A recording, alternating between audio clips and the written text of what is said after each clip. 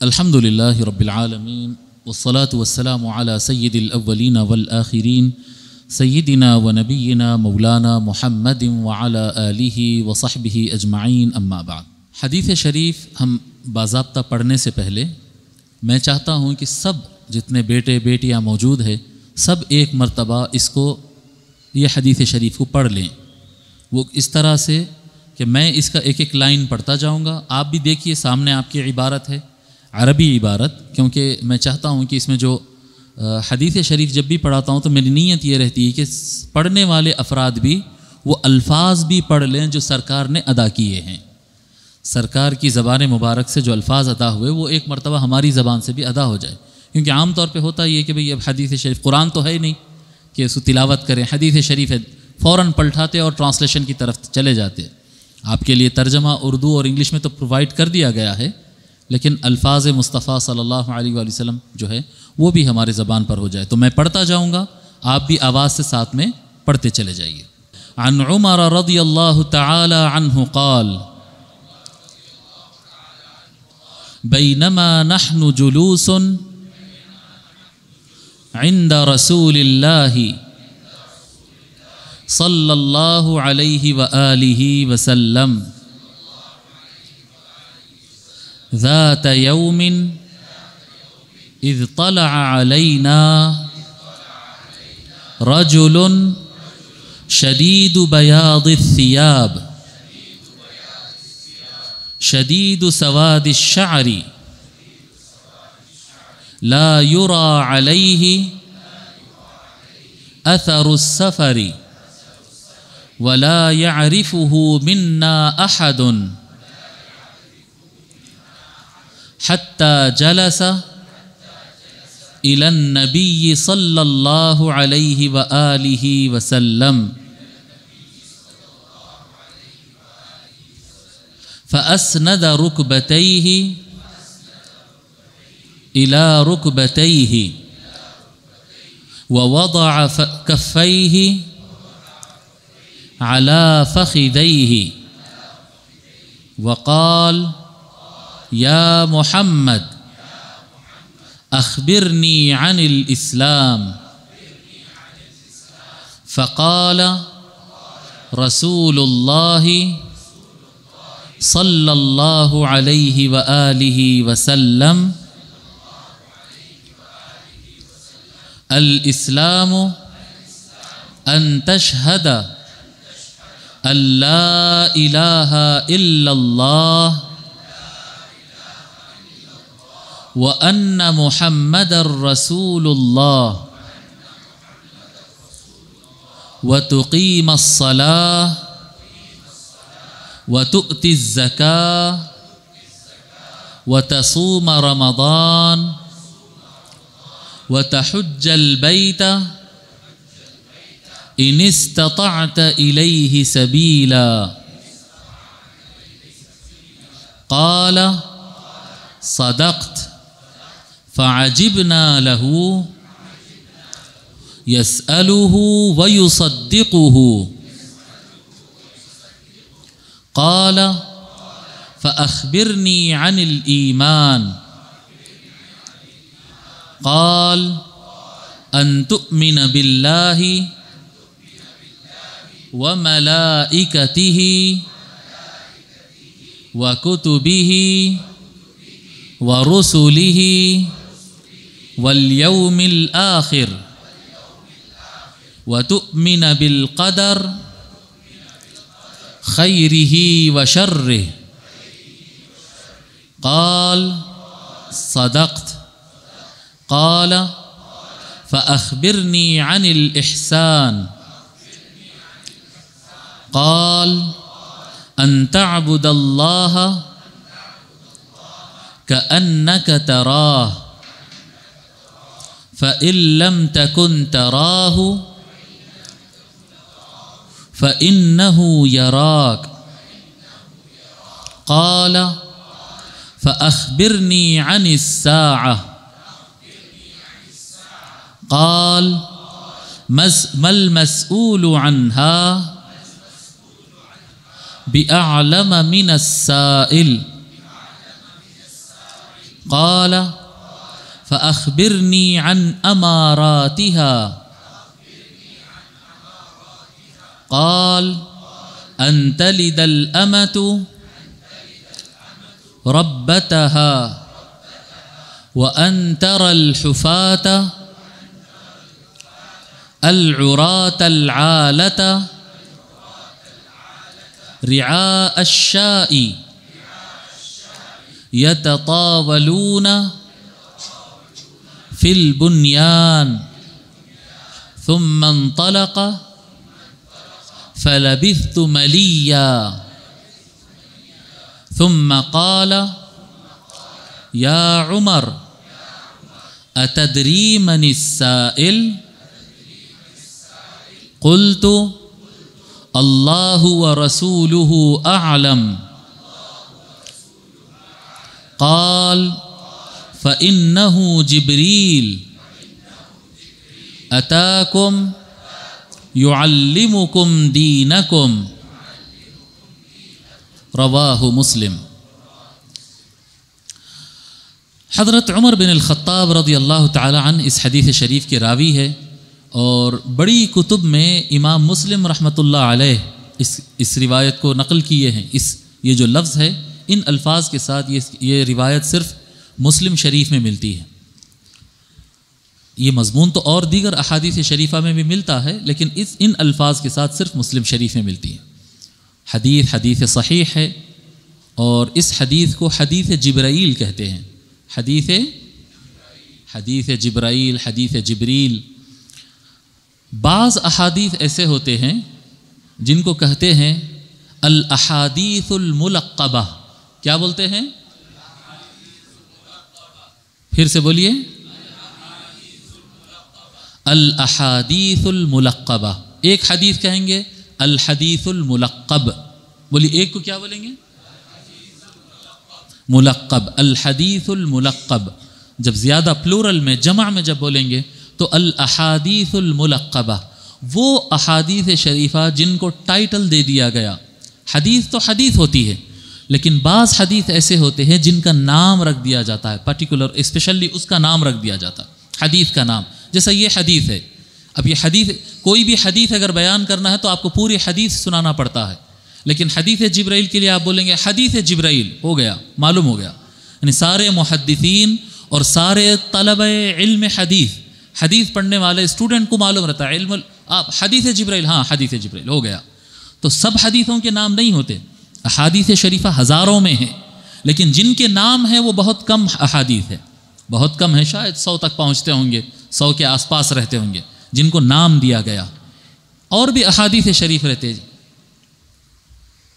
جیسا حدیث عرانیین ہے، حدیث عرانیین ہے، بخاری شریف میں ایک حدیث ملتی ہے، اس کا نام ہے حدیث شریف۔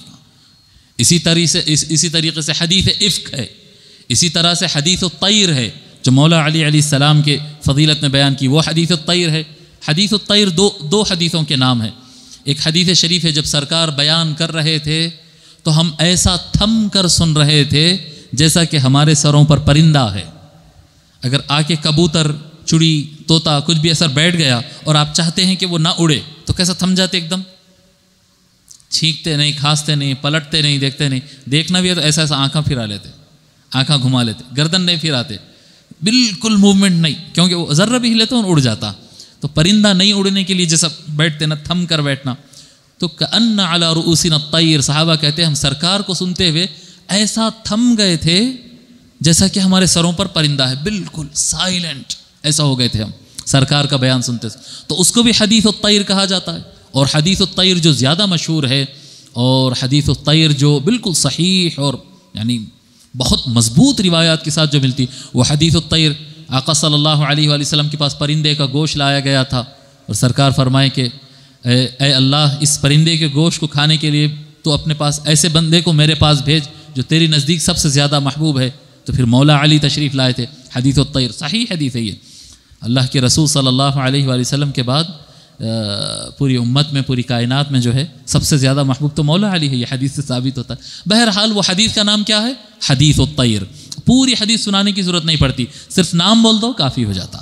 تو اس طرح سے بہت سارے احادیث ہیں جن کو نام دے دیا جاتا ہے تو یہ کیٹیگری، تو یہ الاحادیث الملقبہ کہتے ہیں. لقب ہے نا، لقب دینا بولتے ہیں نا، اسی سے ہے ملقب، جس کو ٹائٹل دیا گیا، جس کو لقب دیا گیا. الاحادیث الملقبہ کیا ہے لفظ؟ ہاں یہ چلو، یہ الاحادیث الملقبہ میں سے ایک حدیث ہے، حدیث جبرائیل ہے. اور اس کو ایک لقب اور بھی دیا جاتا ہے جو غیر مشہور ہے، وہ ہے ام السنہ. کیا ہے؟ یہ حدیث شریف کے القاب میں سے ایک لقب ہے ام السنہ. ٹھیک ہے، ام السنہ. اسی طرح سے جیسا، کس طرح سے؟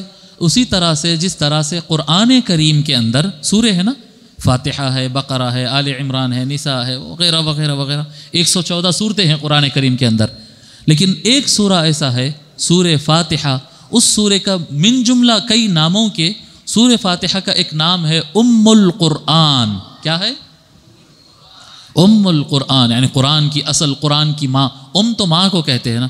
یعنی سارے مضامین جو پورے 30 پاروں میں آپ کو ملتے ہیں، وہ تقریباً سارے مضامین اور ان کا خلاصہ اور ان کا نچوڑ اور ان کا مقصد، پورے قرآن کریم کا مقصد سورہ فاتحہ میں آپ کو مل جاتا ہے. ایک جگہ مقصد حاصل ہو جاتا ہے. سمجھ میں آ رہی بات یہ؟ اس لیے اس کو کیا کہتے ہیں؟ ام القرآن. پورے 113 صورتوں میں جو مقاصد، جو ٹارگٹس بیان کیے گئے، جو راستے بتائے گئے ہیں، وہ ساروں کا خلاصہ اور نچوڑ سورہ فاتحہ میں مل جاتا ہے. اس لیے اللہ تبارک و تعالیٰ سورہ فاتحہ کو اسپیشلی بیان بھی کیا ہے. جب پورے قرآن کو ذکر کیا نا، کیا فرمایا اللہ تعالیٰ؟ وَلَقَدْ آتَيْنَاكَ سَبْعًا مِّنَ الْمَثَانِي وَالْقُرْآنَ الْعَظِيمِ. اے محبوب، ہم نے آپ کو 7 ریپیٹڈلی پڑھے جانے والی آیتیں اور پورا قرآن کریم دیا ہے. 7 ریپیٹڈلی پڑھی جانے والی آیتیں کون سی ہے بھائی صاحب؟ وہ بولیے نا. سورہ فاتحہ. سورہ فاتحہ کی آیتیں کتنے ہیں نہیں معلوم؟ ہاں، سورہ فاتحہ کی کتنے آیتیں ہیں؟ 7. سبعا من اے محبوب، ہم نے 7 ایسے دیے ہیں آپ کو، 7 ایسے دیے ہیں من المثانی. مثنا کہتے ہیں پھر پلٹ کے آ جائے، ایسا جو مڑتا نہ اس کو واحد تثنیہ ڈبل کرنا.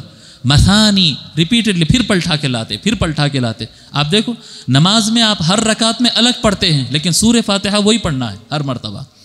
جی دعا کر رہے ہیں، گھر برونی ہو رہی، چلتے پھرتے، آدمی کو قرآن میں کچھ یاد رہے نہ رہے، سورہ فاتحہ ضرور یاد رہتا.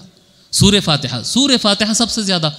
السبع المثانی نام ہی دے دیا اللہ تعالیٰ اس کو. ریپیٹڈلی پڑھے جانے والے 7 آیتیں. والقرآن العظیم. قرآن کا ہی حصہ ہے نا سورہ فاتحہ، یہ الگ باہر سے الگ ہے، کچھ الگ ہے. وہ 30 پاروں میں نہیں ہے سورہ فاتحہ، یاد رکھنا. قرآن کریم صرف 30 پارے نہیں ہیں، 30 پارے پلس سورہ فاتحہ ہے. معلوم نہیں یہ بات؟ سورہ فاتحہ 30 پاروں سے ایکسٹرا ہے. پہلا پارہ کہاں سے شروع ہو رہا؟ بولیے نا. الف لام میم بولنے اتنا شرما رہے ہیں، بڑی آواز سے بولنا جی. ہاں پہلا پارہ یہاں سے شروع ہو رہا نا، تو سورہ فاتحہ الف لام میم کے بعد ہے یا پہلے ہے؟ ہاں، تو پہلا پارے سے لے کے 30واں پارے تک 30 پارے پلس سورہ فاتحہ. تو قرآن کریم 30 پاروں سے تھوڑا زیادہ ہے اور 114 صورتوں سے بھی تھوڑا زیادہ ہے. 114 صورتیں ہیں نا. بسم اللہ الرحمن الرحیم ایکسٹرا ہے. بسم اللہ الرحمن الرحیم ایکسٹرا ہے. ایک مرتبہ بسم اللہ الرحمن الرحیم ایکسٹرا آیا. بہرحال تو یہ کیا ہے اس کے اندر؟ اللہ کی توحید اور اللہ تبارک و تعالیٰ پورے کائنات کا مالک ہے اور رحم فرمانے والا ہے، پالنہار وہی ہے، وہی مالک ہے. جی سارے کائنات کا پروردگار وہی ہے اور وہ رحم کرنے والا ہے اور مالک وہی ہے. اسی کی عبادت ہے اور اسی سے مدد طلب کرنا ہے. جی اور اللہ کے انعام یافتہ بندے، رسول ہو، صدیقین ہو، شہداء ہو، صالحین ہو، ان کے راستے میں چلنا ہے. گمراہوں سے اور غلط راستوں پر چلنے والوں سے بچنا ہے. یہی ہے پورا قرآن کا مقصد. قرآن ہدایت کے لیے آیا ہے اور یہ ہدایت کا خلاصہ یہ ہے. تو کیا کہتے ہیں سورہ فاتحہ کو؟ بولیے نا آواز سے، پھر سے بولیے. ام القرآن، کیونکہ اس میں پورا خلاصہ ایک جگہ بیان کیا جاتا ہے. اب اسی طرح سے یہ جو حدیث شریف ہے، اس حدیث شریف کا ایک لقب، ایک نام ہے. کیا نام بتایا تھا میں؟ بولیے پھر سے. ام السنہ. بولیے. ہاں ام السنہ، یہ حدیث شریف کے ناموں میں سے ایک نام ہے ام السنہ. آپ کو پیپر نہیں ملا؟ اچھا ٹھیک. ام السنہ اس کا ایک نام ہے. کیوں؟ احادیث شریفہ میں جو کچھ بیان کیا گیا ہے اس کو ایک جگہ کمپریس کر کے ایک جگہ پر خلاصے کے طور پر جو پیش کیا گیا وہ یہ ایک حدیث شریف خلاصہ مل جاتا ہے. اس میں خلاصہ مل جاتا ہے. اور یہ حدیث شریف کے اندر ٹوٹل اسلام کے 4 پلر ہے. اسلام کے 4 پلر. ارے مول صاحب اسلام کے تو 5 ارکان ہیں. یہ کیا آپ نئے بات بول رہے ہیں ادھر بلا؟ نہیں وہ اسلام کے جو اسلام کے 5 پلرس ہیں وہ بھی بیان ہوں گے. وہ اسلام کے جو 5 ارکان ہے وہ یہ جو اسلام میں بیان کر رہا ہوں وہ اسلام کا یہ ایک پلر ہوتا ہے. وہ 5 ملا کر ایک ہوتا ہے. سمجھ رہے ہیں؟ اس طرح سے اسلام دین اسلام کے یہاں پر دین اسلام کی 4 بنیادیں اور 4 پلرز یہاں پر اس حدیث شریف میں بیان کیے جائیں گے. شروع کرتے ہیں حدیث شریف. حضرت عمر رضی اللہ تعالیٰ عنہ اس کے راوی ہے. اچھا یہ بھی بات آپ کو بتا دوں کہ مسلم شریف میں جب یہ روایت آپ پڑھنے جائیں گے تو اس سے پہلے یہ جتنی حدیث ہے نا اتنا میٹر اور ہے. اس سے پہلے وہ آرگیومنٹ ہے. بعض صحابہ اور تابعین کا آپس میں آرگیومنٹ ہو گیا تھا، یہ صحیح ہے وہ غلط ہے ویسا ہے ایسا ہے. تو حدیث آپ کو یہ جتنی لکھی ہوئی ہے نا اتنی اور اوپر ملیں گی، لیکن وہ ہمارا سبجیکٹ نہیں ہے اس لیے ہم نہیں پڑھے. وہ تاریخ کا حصہ ہے. وہ لوگ آرگیومنٹ کرتے ہیں، ان میں بحث ہوتی ہے اور اس بات پر پہنچتے ہیں کہ چلو کوئی صحابی سے جا کر ہم مکہ مکرمہ میں کسی صحابی کے پاس جائیں گے. ہم یہ بحث ہوتی ہے کہاں پر؟ یہ عراق میں لوگوں میں بحث ہو جاتی ہے اور وہ لوگ بولتے ہیں کہ چلو جائیں گے ہم مکہ میں، وہاں پر صحابہ آج بھی موجود ہے، ان سے پوچھیں گے کہ یہ کیا ہے کیا نہیں ہے مسئلہ. وہ سفر کر کے مکہ پہنچتے ہیں. حضرت عمر رضی اللہ تعالیٰ عنہ کے بیٹے عبداللہ بن عمر وہاں پر موجود رہتے. ان سے جا کر پوچھتے ہیں کہ آپ بتائیے صحیح کیا ہے. تو انہوں بولتے دیکھو بابا تمہاری بحثوں میں پڑھتا نہیں، میں اوور آل خاکہ جو سرکار نے عطا کیا تھا میں اپنے ابا عبداللہ بن عمر کہتے ہیں کہ میں اپنے ابا عمر بن خطاب سے سنا تھا، وہ روایت میں آپ لوگ کو سنا دیتا ہوں، پھر آگے آپ لوگ سمجھ لو. ٹھیک ہے؟ تو روایت آتی ہے، وہ روایت کرتے ہیں کہ حضرت عمر رضی اللہ تعالی عنہ نے کہا ہے بینما نحن جلوس عند رسول اللہ صلی اللہ علیہ وآلہ وسلم ذات یوم. ایک وقت ایسا تھا، ایک ٹائم ایسا تھا کہ ہم حضور صلی اللہ علیہ وآلہ وسلم کے پاس بیٹھے ہوئے تھے. بینما اس دوران کہ ہم حضور کے پاس بیٹھے ہوئے تھے. کہاں کی بات ہے یہ مسجد نبوی کی بات ہے.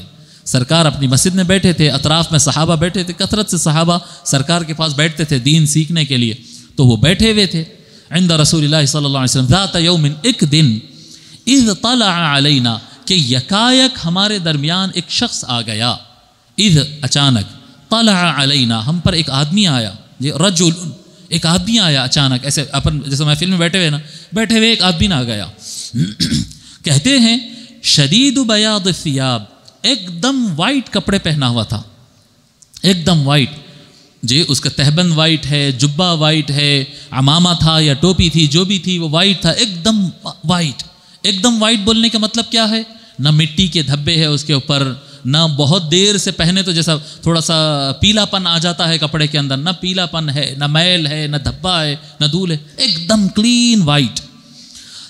شدید سواد الشعر، ایک دم بلیک بال ہے اس کے، ایک دم کالے، داڑھی کالی ہے، سر کے بال کالے ہیں، ایک دم کالے ہے. جی اس کا کیا بتانا کیا چاہ رہے ہیں؟ بتانا یہ چاہ رہے ہیں کہ آدمی دور سے تو نہیں آ سک رہا تھا، دور سے تو نہیں آ سک رہا تھا یہ آدمی، کیونکہ اس زمانے میں فلائٹ میں آپ اے سی میں بیٹھ کے تو آتے نہیں تھے. آپ کو دور سے آنے والا یا اونٹ پر آئے گا یا گھوڑے پر آئے گا یا پیدل آئے گا. ریگستان والا علاقہ ہے، پسینے شرابور ہونا ہے، کوئی بھی ہو پسینے میں اس کو بھگنا ہے، دھول اڑتی ہے ریگستانوں میں، مٹی میں سے سفر کرنا ہے تو کپڑوں پہ مٹی کے نشان آنا ہے، پسینے کے نشان آنا ہے اور دھول بالوں پر جمنا ہے، یہ تو پکا ہے. مگر کہتے ہیں کہ وہ آدمی ایسا نہیں تھا، فریش کپڑے پہنا ہوا تھا، بالکل فریش لگ رہا تھا، کوئی دھول وغیرہ نہیں، ایک دم جو ہے وہ داخل ہو گیا اس طرح سے. مگر تعجب کی بات کیا ہے؟ آگے انہوں کہتے ہیں وَلَا يَعْرِفُهُ مِنَّا أَحَدٌ، ہم میں سے کوئی اس کو جانتا بھی نہیں تھا. یہ کیسا ہو سکتا ہے؟ یہ آج کا حیدرآباد تو نہیں نا بھائی، 1 کروڑ کی آبادی ہے، کوئی بھی کسی کو بھی جانتا کسی کو بھی نہیں جانتا چلتا، ایسا تو نہیں تھا. گاؤں میں کیسا رہتا؟ آپ لوگ کو جانا اگر ہوا تو ٹھیک ہے، اگر نہیں ہوا تو کبھی چھوٹے گاؤں کو جا کر دیکھو. اس زمانے کے جو مدینہ شریف تھا، آج کے زمانے کے چھوٹے گاؤں کے اتنا ہی تھا، وہ سائز میں بتا رہا ہوں، چھوٹے گاؤں کے اتنا ہی تھا. گاؤں میں گئے تو ہر آدمی کو پہچانتا ہے، سب ایک دوسرے کو پہچانتے. ऐसा नहीं होता कि कोई लोग एक दूसरे को पहचान रहे नहीं, आ रहे हैं जा रहे हैं, ऐसा नहीं होता, सब एक दूसरे को पहचानते वहाँ पर। अब यही तो ताज्जुब से सुना रहे कि हम में से वो आदमी को कोई भी नहीं पहचान रहा, ऐसा कैसा हो सकता? ये आदमी बाहर से तो नहीं आया, इसके कपड़े बोल रहे हैं कि यहीं से आया, पास में से, उसके बाला बोल रहे हैं कि इन पास में से आया, लेकिन हम में से कोई पहचान रहा नहीं। तो हम सब ताज्जुब से देख रहे थे कि ये कौन है, बाहर से भी नहीं आया और हम में से कोई इसको पहचान रहा भी नहीं जी। अब इसके अंदर और भी बातें हैं, शख्स क्यों आया था जी? आगे आता है कि वो इल्म हासिल करने के लिए आया जी, वो इल्म हासिल करने। अच्छा ठीक है, ये मजमून की तरफ फिर आता हूँ मैं। फिर वो ला युरा अलैहि असर सफ़र शदीद सवाद शार, एकदम डार्क काले बाल थे। ला युरा अलैहि असर सफ़र, उसके ऊपर सफ़र की कोई निशानियाँ आसार नज़र नहीं आ रहे थे जी। वला यारिफुहु मिन्ना अहदुन, और हम में से कोई उसको जानता भी नहीं। हत्ता जलस इला नबी सल्लल्लाहु अलैहि वसल्लम, वो आया और सब लोग से आगे बढ़ते हुए एकदम हुजूर के पास आके बैठ गया, एकदम सामने हुजूर सल्लल्लाहु अलैहि वसल्लम। और कितना सामने आकर बैठा? फ़अस्नद रुकबतैहि इला रुकबतैहि, अब इतना सामने आकर बैठा कि अपने घुटनों को हुजूर के घुटनों के सामने लगा दिया बिल्कुल। यानी आप तसव्वुर करें कि हुजूर सल्लल्लाहु अलैहि वसल्लम कैसा बैठे हुए, जैसा तशहुद में हम बैठते हैं ना, नमाज में तशहुद पढ़ते वक्त सलाम फेरने से पहले जिस तरह से हम बैठते हैं, सरकार भी वैसा बैठे हुए, वो फेस टू फेस आकर बिल्कुल उसी तरह से बैठ गया। फ़अस्नद रुकबतैहि इला रुकबतैहि व वदअ कफ़ैहि अला फ़ख़िदैहि, और अपने दोनों हाथों को, कफ कहते हैं ना, कफ़ैन दो हो गए, वो वदअ कफ़ैहि, अपने दोनों हाथों को अला फ़ख़िदैहि, अपने दोनों मांडियों पर रख लिया। बिल्कुल कौन सी सिटिंग है ये? नमाज की, तशहुद की जो सिटिंग है ना, बिल्कुल यानी सरकार के बिल्कुल फेस टू फेस आकर पूरी अदब के साथ बैठ गए और दोनों हाथ अपने जानों पर रख दिए। बैठने के जो आदाब होते हैं ना, अदब से बैठना जिसको बोलते हैं, सबसे ज़्यादा कमाल अदब की बैठक ये है, इससे ज़्यादा अदब वाली बैठक कोई और नहीं है। ये भी बैठना ठीक है, वैसा बैठना भी ठीक है, ऐसा बैठना भी ठीक है, अच्छे तरीके जो होते हैं ना, उनमें सबसे ज़्यादा कमाल से बैठने का जो तरीक़ेकार है वो ये है, जो ये शख्स आकर इस तरह से अदब के साथ बैठ गया। फिर उसके बाद वो बैठा, हम सब ताज्जुब से देख रहे हैं ये कौन आया, अचानक आया, पूरों से सामने आ गया, क्योंकि नए लोग जो होते थे पीछे बैठते थे, पुराने लोग सामने बैठते थे ना, पुराने लोग सामने, मगर ये शख्स आया सीधा पूरा अंदर आ गया, एकदम सरकार के सामने पूरे अदब के साथ बैठ गया और बैठकर कहने लगा, वक़ाला या मोहम्मद, उफ़ो, उसने कहा ए मोहम्मद। सहाबा में से तो कोई भी ऐसा नहीं बोलते थे। एक वक्त कुछ लोग आके बोले थे अल्लाह ताला कुरान में नाजिल कर दिया, दिमाग नहीं है इन लोगों को, बद दिमाग है ये लोग, फरमा दिया अल्लाह ताला कुरान में एक मरतबा या मोहम्मद, कौन बोलेगा या मोहम्मद? मगर वो शख्स आया और कहने लगा या मोहम्मद, ए मोहम्मद, अखबिरनी अनिल इस्लाम, मुझे इस्लाम के बारे में बताइए। और सहाबा को ये ऑर्डर था कि किसी को रोकना नहीं था, सवाल करने वाला जिस ढंग से भी सवाल करे, आका सल्लल्लाहु अलैहि वसल्लम मना नहीं करते, क्योंकि नए नए लोग आते थे इस्लाम सीखने के लिए, तमीज़ से नहीं पूछे, तरीक़े से नहीं पूछे, इस तरह से नहीं। तो वो शख्स या मोहम्मद कह रहा था, सहाबा देख रहे थे, और उसने कहा या मोहम्मद अखबिरनी अनिल इस्लाम, ए मोहम्मद सल्लल्लाहु अलैहि वसल्लम, मुझे इस्लाम के बारे में बताइए, इस्लाम के बारे में। क्या फरमा रहे आका सल्लल्लाहु अलैहि वसल्लम? फ़क़ाल रसूलुल्लाह सल्लल्लाहु अलैहि वसल्लम, सरकार फरमाते हैं अल इस्लाम अन तशहद अल्ला इलाहा इल्लल्लाह। इस्लाम क्या है? इस्लाम ये है कि तू गवाही दे कि नहीं है कोई खुदा सिवाय अल्लाह के जी। अन तशहद, तू गवाही दे, ला इलाहा इल्लल्लाह की गवाही देना, व अन्न मुहम्मद रसूलुल्लाह, और ये कि मोहम्मद अल्लाह के रसूल है। ये क्या है? ये कलमे शहादत जी, कलमे शहादत। तो गवाही देना कि नहीं है कोई माबूद, नहीं है कोई खुदा सिवाय अल्लाह के, और मोहम्मद सल्लल्लाहु अलैहि वसल्लम अल्लाह के रसूल है।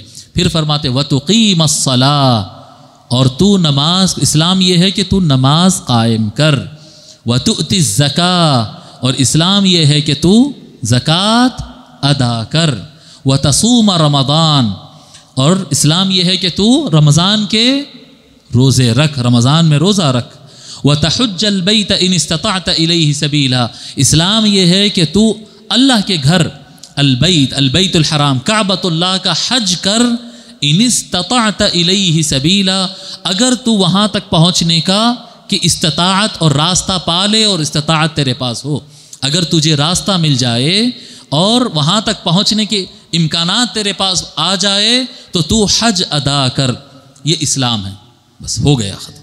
قال صدقت، وہ شخص کہتا ہے آپ نے صحیح کہا۔ اللہ، جی اچھی بات بولنا نا، ہاں آپ صحیح بول رہے ہیں، آپ صحیح بول رہے ہیں، یہ کیسا جملہ ہے؟ قال، حضرت عمر رضی اللہ تعالیٰ عنہ کہتے فعجبنا لہ، ہم تعجب میں پڑ گئے، یہ کیسا آدمی ہے بھائی؟ یسألہ ویصدقہ، نہیں معلوم ہے ویسا سوال بھی کرتا ہے، جواب ملے تو بولتا ہے کہ آپ صحیح بولے، ہاں یصدقہ، تصدیق کر رہا ہے، آپ صحیح بولے کہہ رہا ہے، یہ کیسا آدمی ہے؟ تعجب کرنے لگے۔ اب اس میں کتنے ارکان بیان ہوئے؟ 5۔ کلمہ شہادت ہے، نماز قائم کرنا ہے، زکوٰۃ ادا کرنا ہے، روزے رکھنا ہے، اور کیا ہے؟ حج ادا کرنا۔ یہ اسلام کے 5 پلرز، اسلام کے 5 پلرز ہو گئے، ٹھیک ہے؟ یہ آقا صلی اللہ علیہ وآلہ وسلم بیان کیے۔ اس میں غور کرنے والی بات یہ ہے، یہ 5 ارکان کے اندر، ابھی میں انشاءاللہ تعالیٰ تھوڑا سا اس کو مزید کھولوں گا۔ پہلا جو رکن ہے نا، شہادت، کلمہ شہادت، اشہد ان لا الہ الا اللہ وان محمد الرسول اللہ، کلمہ شہادت میں مکمل عقیدہ دیا گیا ہے، مکمل کیا دیا گیا ہے؟ عقیدہ دیا گیا ہے۔ عقیدہ، اللہ کو ایک ماننا، اور حضور صلی اللہ علیہ وسلم کو اللہ کا میسنجر، اللہ کا پیغام لانے والے، یعنی اللہ ہم سے کیا کہہ رہا ہے اگر جاننا ہے تو حضور سے پوچھنا پڑے گا۔ اب حضور جو بھی بتا رہے ہیں وہ اللہ ہم سے کہہ رہا ہے۔ اللہ کو خدا مان لیے، جب خدا مان لیے، مالک مان لیے ہیں، پیدا کرنے والا، موت دینے والا، رزق دینے والا، آخرت میں حساب لینے، جب مان لیے ہیں اللہ کو، تو اب اس کی اطاعت کرنا ہے۔ اس کی اطاعت کرنے کے لیے سننا کس کو پڑے گا؟ بولیے کس کو سننا پڑے گا؟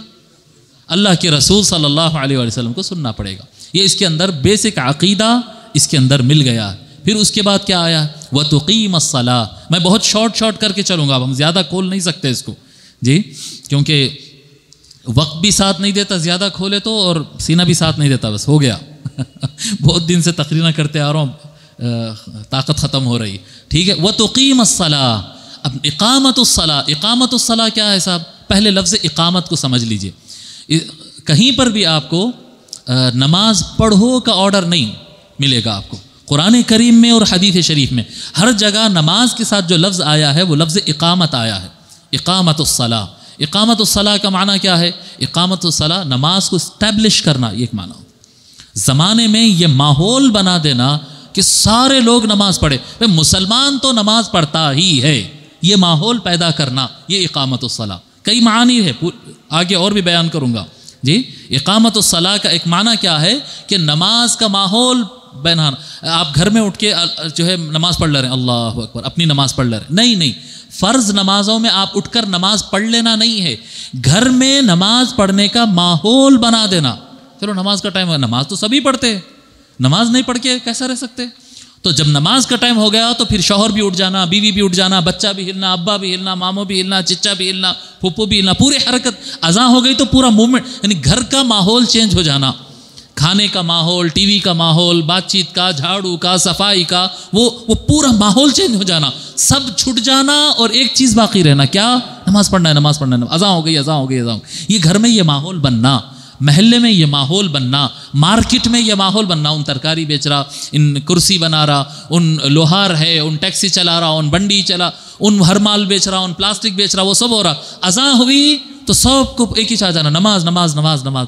یہ ماحول بنانا، اس کو اقامت الصلاۃ۔ نماز کو زمانے میں قائم کر دینا، زمانے میں قائم کر دینا، اسٹیبلش کر دینا لوگوں کے درمیان۔ اذان ہوئی تو کیا کرتے صاحب؟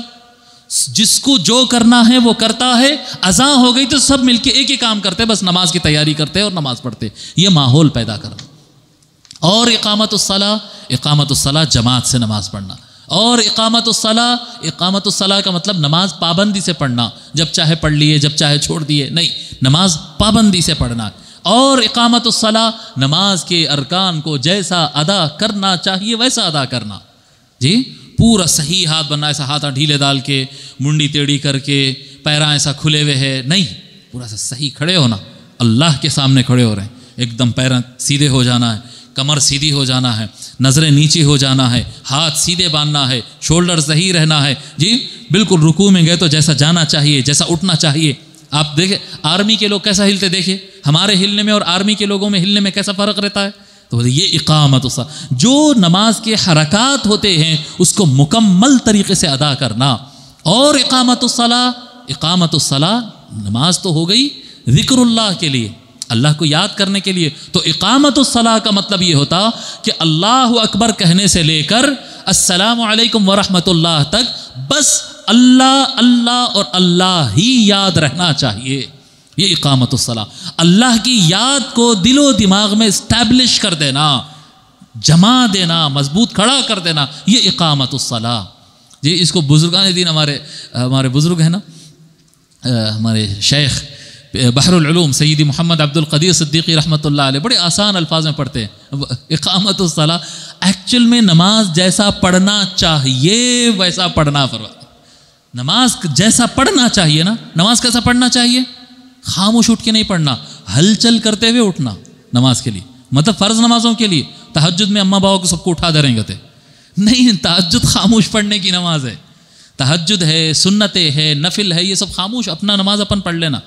فرض نماز کی ہلچل کرنا، فرض نماز کو ایسا خاموش اٹھ کے جا کے نماز سائڈ میں پڑھ لے کے آگے نہیں، وہ آپ غیر مسلمانوں میں رہے تو کرو ایسا. ہندوؤں کا ماحول ہے، لڑائیاں جھگڑے ہوتے ہیں، لوگ پسند نہیں کرتے تو خاموش پڑھ لو. مسلمانوں کے بیچ میں ہلچل کرتے ہوئے اذان ہو گئی، دوستوں کو ہلا دینا پورے، چلو چلو چلو نماز، چلو اذان ہو گئی بابا سب بعد میں کریں گے، چلو چلو چلو، اس طرح سے. سمجھ میں آ رہی بات؟ تو اقامت الصلاۃ، نماز کو ماحول میں، زمانے میں، اپنے جسم میں اور اپنے قلب میں نماز کو اسٹیبلش کر دینا، جما دینا، رائج کر دینا، یہ ہوتا ہے نماز پڑھنا. اقامت الصلاۃ. اور یہ کیا ہے؟ یہ مسلمانوں کو، یہ اب آپ ایک آگے کا جملہ بتا رہا ہوں. نماز کیا ہے صاحب؟ کلمہ شہادت کیا تھا؟ عقیدہ تھا. کیا ہے وہ؟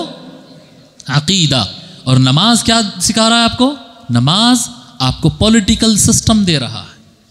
بولیے کیا دے رہا ہے نماز؟ Political system, politically well organize ہونا، یہ نماز. سیاسی طور پر منظم، مرتب، ایک ترتیب میں آ جانا، ایک سسٹم میں آ جانا. نماز سے پہلے آپ میں بیٹھ کے ڈسکس کر سکتے ہیں کون نماز پڑھائیں گے. اتفاق بھی ہو سکتا ہے، اختلاف بھی ہو سکتا ہے اس میں. بھائی نہیں ان کو نہیں، ان کی آواز اچھی ہے، نہیں ان کا علم زیادہ ہے، نہیں انہوں بڑے اطمینان سے پڑھاتے، نہیں اس کا اخلاص زیادہ ہے، نہیں اس کا تقویٰ زیادہ ہے، انہوں پڑھانا چاہیے، انہوں پڑھانا چاہیے، انہوں پڑھانا چاہیے. ڈیسائیڈ ہو گیا. بہت بڑے علامہ پڑھا رہے ہیں یا آئمہ شائیں پڑھا رہے ہیں، بہت بڑے قاری صاحب پڑھا رہے ہیں یا جن کی تجوید خراب ہے انہوں پڑھا رہے ہیں، کوئی بھی پڑھا رہے ہوں گے. جب نماز شروع ہو گئی اس کے بعد مصلی کی کوئی ایک بات بھی چلتی کیا؟ جی ڈیسائیڈ کرنے، امامت پہ مصلی پر بڑھانے سے پہلے آپ کو جتنے بحثیں کرنا ہیں کر لو، لیکن جب سیلیکٹ ہو گیا، جب مقدم کر دیا گیا، کسی ایک کو بڑا مان لیا گیا، عالم تھا غیر عالم تھا، قاری تھا غیر قاری تھا، جی مفتی صاحب تھا، دنیاوی آدمی تھا، جیسا بھی تھا، بڑے بزرگ تھے یا 15-16 سال کا بچہ تھا، جب اللہ اکبر کہہ کے وہ امام بن گیا اور پیچھے سب رکعت باندھ لیے، اب وہ قرات لمبی کرے، قرات وہ مختصر کرے، وہ رکوع میں جا کر ایک تسبیح پڑھے، وہ رکوع میں جا کر 11 تسبیح پڑھے. وہ جب اللہ اکبر کہے گا جھکنا پڑے گا، جب سمع اللہ لمن حمیدہ کہے گا اٹھنا پڑے گا، جب وہ اللہ اکبر کہے گا تو شروع کرنا پڑے گا، جب وہ السلام علیکم ورحمۃ اللہ کہے تو آپ کو نماز ختم کرنا پڑے گا. امام صاحب نماز ختم کر دیے، میرے کو بس نہیں ہوا، انہوں 2 منٹ میں نماز ختم کر دیے، میں کم سے کم 10 منٹ کی اطمینان کی نماز پڑھنا چاہتا ہوں، میں تو کنٹینیو کر رہا ہوں. کر سکتے کنٹینیو؟ جی امام صاحب سلام پھیر دیے، میں کنٹینیو نہیں کر سکتے بابا کنٹینیو. پھیر دیے. دیکھو نماز آپ کو ایک پولیٹیکل سسٹم دیتا ہے، اور آج مسلمانوں کے اندر یہ افراتفری ہے. آپ جب کسی کو سلیکٹ کرنا ہو، اپنا بڑا ماننا ہو، تو بڑا ماننے سے پہلے جو آرگیومنٹ، جو تلاشی، جو آپ کو کرنا ہے کر لو. لیکن ایک مرتبہ جب میجورٹی ووٹ سے کسی کو بڑا مان لیے، آپ اس کے خلاف تھے ہوں گے، لیکن جب وہ بڑا بن گیا ہے آپ کا، سیاسی طور پر بات بتا رہا ہوں، جب آپ اس کو بڑا، میجورٹی نے اس کو ووٹ دے دیا ہے اور اس کو اپنا بڑا مان لیا ہے، جب وہ بڑا مان لیا گیا ہے تو آپ اس کے تائید میں تھے یا آپ اس کے مخالف تھے، اب آپ اس کی اطاعت کریں گے اور اس کا ساتھ دیں گے. یہ پولیٹیکل سسٹم دیتا ہے، یہ نماز پولیٹیکل سسٹم دیتا ہے. یہ نماز آپ کو پولیٹیکل سسٹم، سیاسی نظام دیتا ہے. سمجھ میں آ رہی بات؟ یہ لازم ہے. یہ ہمارے پاس کیسا ہوتا ہے، ہمارے اندر جو فالٹ ہوتا ہے، کسی کے صدارت کے ہم مخالف رہتے ہیں. مسجد کمیٹی بن رہی, ویلفیئر کمیٹی بن رہی, محلے کی کمیٹی بن رہی, اس کے صدر نہیں بھائی ان کو بناؤ, آپ اپوز کریں اس کو, جی اپوز کریں آپ. اور اپوز کرنے کے بعد جو ہے انہوں جیت گئے الیکشن اور انہوں صدر بن گئے. اب ان صدر بننے کے بعد ان کا کام خراب کرنے بیٹھے ہوئے. مسجد کے نئے صدر صاحب کو تو چلنے نہیں دینا ہے, بولے پیسوں کا جھگڑا, فین کا جھگڑا, جانماز کا جھگڑا, امام کا جھگڑا ہو رہا ہے. سو جی جھگڑے نکالتے لوگ, کیوں ان کا ٹرم اچھا نہیں چلنا اور لوگ ان کو صدارت پہ سے ہٹا دینا. تو اس میں نقصان کس کا ہو رہا ہے؟ اس کو دکھ رہا کہ صدر صاحب کا نقصان ہو رہا, صدر صاحب کو دکھ رہا کہ ان بدماشی کر رہا ہے. نقصان کس کا ہو رہا معلوم؟ مسجد کا. مسجد کا سسٹم خراب ہو رہا ہے. مصلی جو اللہ کو یاد کرنے کے لیے مسجد کو آئے, انہوں اللہ کو یاد کرنے کے بجائے جھگڑے لے کے نکل رہے ہیں, وہاں سے غیبتاں کر کے نکل رہے ہیں, ایک دوسرے کے خلاف گالی گلوچ کر رہے ہیں, اللہ کے گھر میں آ کے نفرتیں لے کے نکل رہے ہیں. وجہ کون ہے؟ جس کو بڑا بنا دیا گیا وہ بننے کے بعد سپورٹ کرنے کے بجائے لڑ رہے ہیں. آپ لڑ رہے ہیں. اور جو اوپر آ گئے انہوں بھی جو ہے میں وہ گروپ کا صدر ہوں بن کے بیٹھے ہوئے رہتے ہیں. انہوں یہ ہمارے مودی صاحب بنے ہوئے ہیں نا, اب تک مودی صاحب کو اب تک بھی سمجھ میں نہیں آیا, انہوں پورے ہندوستان کے پرائم منسٹر ہے, بلکہ ان کو ایک ہی بات سمجھ میں آئی, انہوں گجرات کے پرائم منسٹر بنے, بس ان کو پورا ہندوستان دکھ رہا نہیں ابھی تک. وہ بیچارہ کچھ بھی کرا تو لے جا کے گجرات میں ڈالتا رہا کہ بھائی گجرات بالکل گجراتی بھائیوں کا بھی اچھا ہونا چاہیے, مگر باقی ہندوستان بھی ہندوستان ہے رے بھائی, سمجھ اللہ کے بندے. وہ سمجھ رہا ہی نہیں, وہ بیوقوف. ہمارا وزیر اعظم اللہ اس کو ہدایت دے, توفیق دے اس کو. دکھ رہا تو نہیں ایسا, اللہ دینے والا ہے ویسا, مگر اپن کیا کریں گے؟ اپن اللہ والوں کے فالوورس ہیں نا, اپن دعائیں دیں گے اس کو, اللہ ہدایت دے اس کو, صحیح توفیق دے, اس کا دماغ صحیح. بیچارہ اکڑ کے پریشان. خالی گجرات کا پرائم منسٹر پورے ہندوستان سے فیسلٹیز اٹھا کے لے آ کے گجرات میں ڈال دیتا, باقی پورے ہندوستان کو صرف لڑو بول رہا, ہندو مسلم لڑو, وہ لڑو جی. تو ان کیا ہے, گجرات کا پرائم منسٹر بن گیا. ایسا یہ بھی صحیح نہیں. جب امام بنتا ہے, اسلام یہ بات بتاتا ہے, جب وہ امام بنتا ہے تو جو اس کے امامت کی تائید میں تھے اور جو اس کی امامت کی مخالفت میں تھے وہ سب کا امام ہے. وہ مصلی جو اس کے پیچھے رکعت بانا وہ سب کا امام ہے. ان سب کی نماز اس کے گلے میں ہے. سمجھ میں آ رہی بات؟ تو امام کی بھی اسی طرح سے رسپانسبلٹی ہے کہ وہ سب کی نماز پڑھائے. ایسا نہیں ہو سکتا میں رکعت باندھتے ہو میں نیت کرتا ہوں امامت کرنے کی سوائے ڈاکٹر علی کی, ڈاکٹر علی میرا مخالف ہے بولے, ان کو نہیں آنا ہے بولے, باقی سب کی امام. ایسا کر سکتے ہیں کیا؟ ایسا نہیں کر سکتے. علی سوچ رہے یہ کیا بول رہے ہیں مول صاحب, کہتے مثال دے رہا ہوں جی. ایسا نہیں کر سکتے. جو آپ کے پیچھے نماز کے ارادے سے رکعت باندھ لے بس وہ آپ کی جماعت کا حصہ ہے, اس کی نماز آپ کے گلے میں ہے, ذمہ داری امام کے گلے میں ہے, اور مصلیوں کو اس کی اقتداء اور اطاعت کا آرڈر ہے. پولیٹیکل سسٹم میں بھی یہی ہوتا ہے. پولیٹیکل سسٹم میں جب کسی کو بڑا چننا چاہتے ہیں تو تائید بھی ہوتی ہے, مخالفت بھی ہوتی ہے, اختلاف بھی کیا جاتا ہے. اور یقینی بات ہے جو لوگ اختلاف کر رہے ہیں وہ بننے والے صدر کو غصہ بھی آتا, اچھا ان میرا مخالف, ان میرا مخالف, ان میرا مخالف. لیکن جب وہ بن گیا ہے تو اب وہ کسی جماعت کا چیف منسٹر نہیں ہوتا ہے, وہ جماعت کا ایم پی نہیں ہوتا ہے, وہ اپنے گروپ کا ایم ایل اے نہیں ہوتا ہے, وہ پورے ایریے کا ایم ایل اے ہوتا ہے, وہ پورے ایریے کا, پورے سٹی کا ایم پی ہوتا ہے, وہ پورے اسٹیٹ کا چیف منسٹر ہوتا ہے. اب چیف منسٹر صاحب بیٹھ کر صرف اپنی کمیونٹی اور اپنی جماعت کا کام کر رہے ہیں جی. جو آدمی ہے, جو ایم ایل اے ہے, ایم پی ہے, صرف وہ اپنے لوگوں کو سپورٹ کر رہا ہے تو وہ امامت کا حق ادا نہیں کر رہا ہے. وہ امامت کا حق ادا نہیں کر رہا, وہ پورے علاقے کا امام ہے. مؤید تھا یا مخالف تھا, آپ کو ووٹ دیا یا آپ کے خلاف ووٹ دیا, آپ کو سب کے کام کرنا پڑے گا. جو محلہ مکمل محلہ آپ کے خلاف ووٹ دیا اس محلے میں بھی روڈ دلوانا پڑے گا, اس محلے کے بچوں کو بھی پڑھانا پڑے گا, ان کو بھی فیسلٹیز دلوانا پڑے گا. امام کی یہ نماز سکھاتا ہے, یہ نماز آپ کو ایک پولیٹیکل سسٹم دیتا ہے. بہرحال اس سے زیادہ اس کی تفصیل بہت ڈیٹیل میں شیخ الاسلام علامہ طاہر القادری صاحب کی کتاب ہے اقامت الصلاۃ, اس میں پڑھیے. اور اقامت الصلاۃ سے متعلق جو پولیٹیکل اسپیکٹ ہے اس کا اور سوشل اسپیکٹ ہے اور بہت سارے چیزیں اس کے اندر آپ کو مل جائیں گے. ٹھیک ہے, آگے بڑھتے ہیں. وَتُؤْتِ الزَّكَاةَ, اور تو زکوٰۃ ادا کر. اسلام کا یہ تیسرا پلر ہے. پہلا شہادت ہوا, کلمہ شہادت. دوسرا کیا تھا؟ نماز قائم کرنا. اور تیسرا کیا ہے؟ زکوٰۃ ادا کرنا. زکوٰۃ ادا کرنا یہ پلر. یہ کیا ہے صاحب؟ یہ زکوٰۃ ادا کرنا.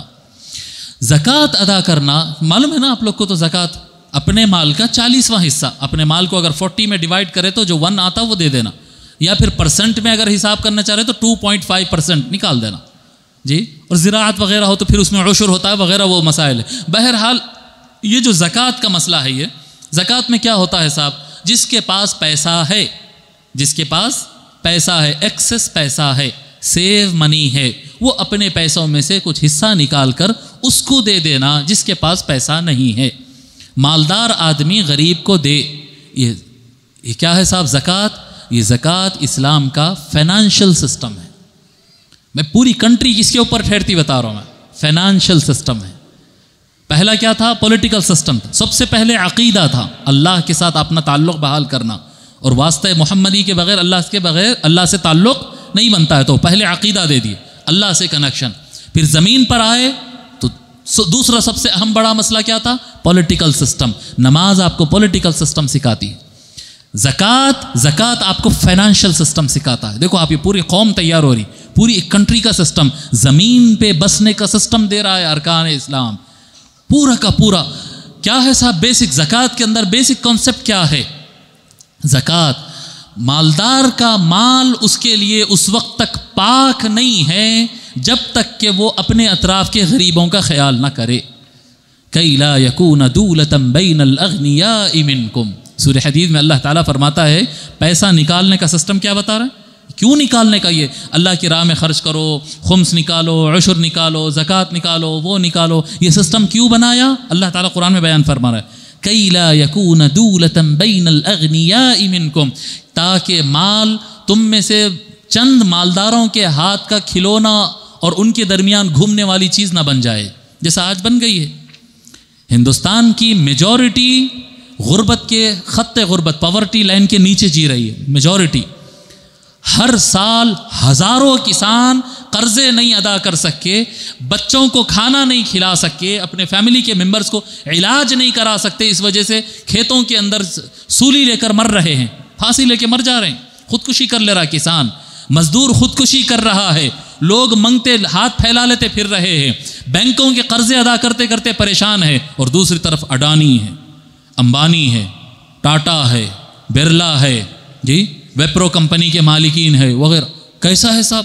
ابھی آج صبح میں ایک نیوز پڑھا میں، آج صبح میں مطلب اب ظہر سے پہلے وضو کر کے نکل رہا تھا، درگاہ شریف آنا تھا، اس سے پہلے فون کے سامنے ایک نیوز آئی، کوئی پروجیکٹ شروع کرے گئے تھے ٹاٹا والے کوئی نیا پروجیکٹ شروع کرے گئے تھے، کوئی چپ بنا رہے وہ لوگ، سیمی کنڈکٹر نام کا ایک چپ بنا رہے تھے، وہ پتہ نہیں کیا ہوتا، سائنس جاننے والے وہ لوگ جانتے کیا چیز ہوتا ہے، اس کے چپس بنانے کے لیے تیار ہو رہے ہیں۔ اس میں ٹاٹا کمپنی 7.5 لاکھ کروڑ روپیہ انویسٹ کرے گا کہتے۔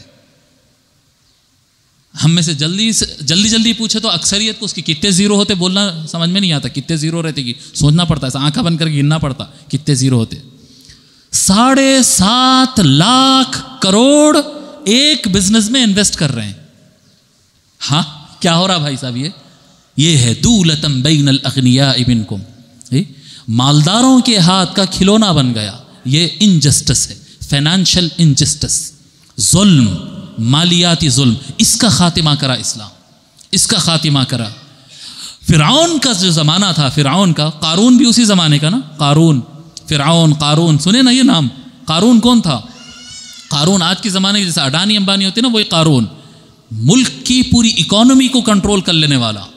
فرعون پولیٹیکل کنٹرول کرنے والا تھا، جی خیر چلو مضمون بدل جاتا، میں اور آگے یعنی آج کی پولیٹکس سے اس کو ریلیٹ کرنے جا رہا تھا، چھوڑ دیتے ہیں اس کو۔ بہرحال پوری کی پوری دولت ایک جگہ کنٹرول کر لینا، اور چند مالدار، آپ دیکھیں گے ہندوستان کی پوری اکانومی 1% لوگوں کے ہاتھ میں گھوم رہی ہے اس وقت، 1%، 1% لوگ ایسے ہیں جو پورے ہندوستان کی دولت پہ قبضہ کرے ہوئے، اور باقی پورا جو ہے آپ کے چند سال پہلے کی بات ہے، 2 سال 2.5 سال پہلے کی کچھ بات ہے، ہندوستان میں 7 کروڑ انسان ایسے ہیں، 7 کروڑ، ہم کو اندازہ نہیں ہوتا، ہم شہروں کے رہنے والے، ہمارے کو اندازہ نہیں ہوتا، ہندوستان میں 7 کروڑ انسان ایسا رہتے ہیں جن کو بڑی مشکل سے دن میں 1 ٹائم کا کھانا ملتا ہے، مشکل سے، اگر انہوں گھر میں بیٹھ گئے تو 1 ٹائم کا بھی نہیں ملتا ان کو، پورا دن محنت کرنے کے بعد ان کو دن میں 1 ٹائم، 2 وقت کی روٹی نہیں، 2 وقت کی سوکھی روٹی نہیں، 1 ٹائم کا کھانا ملتا ہے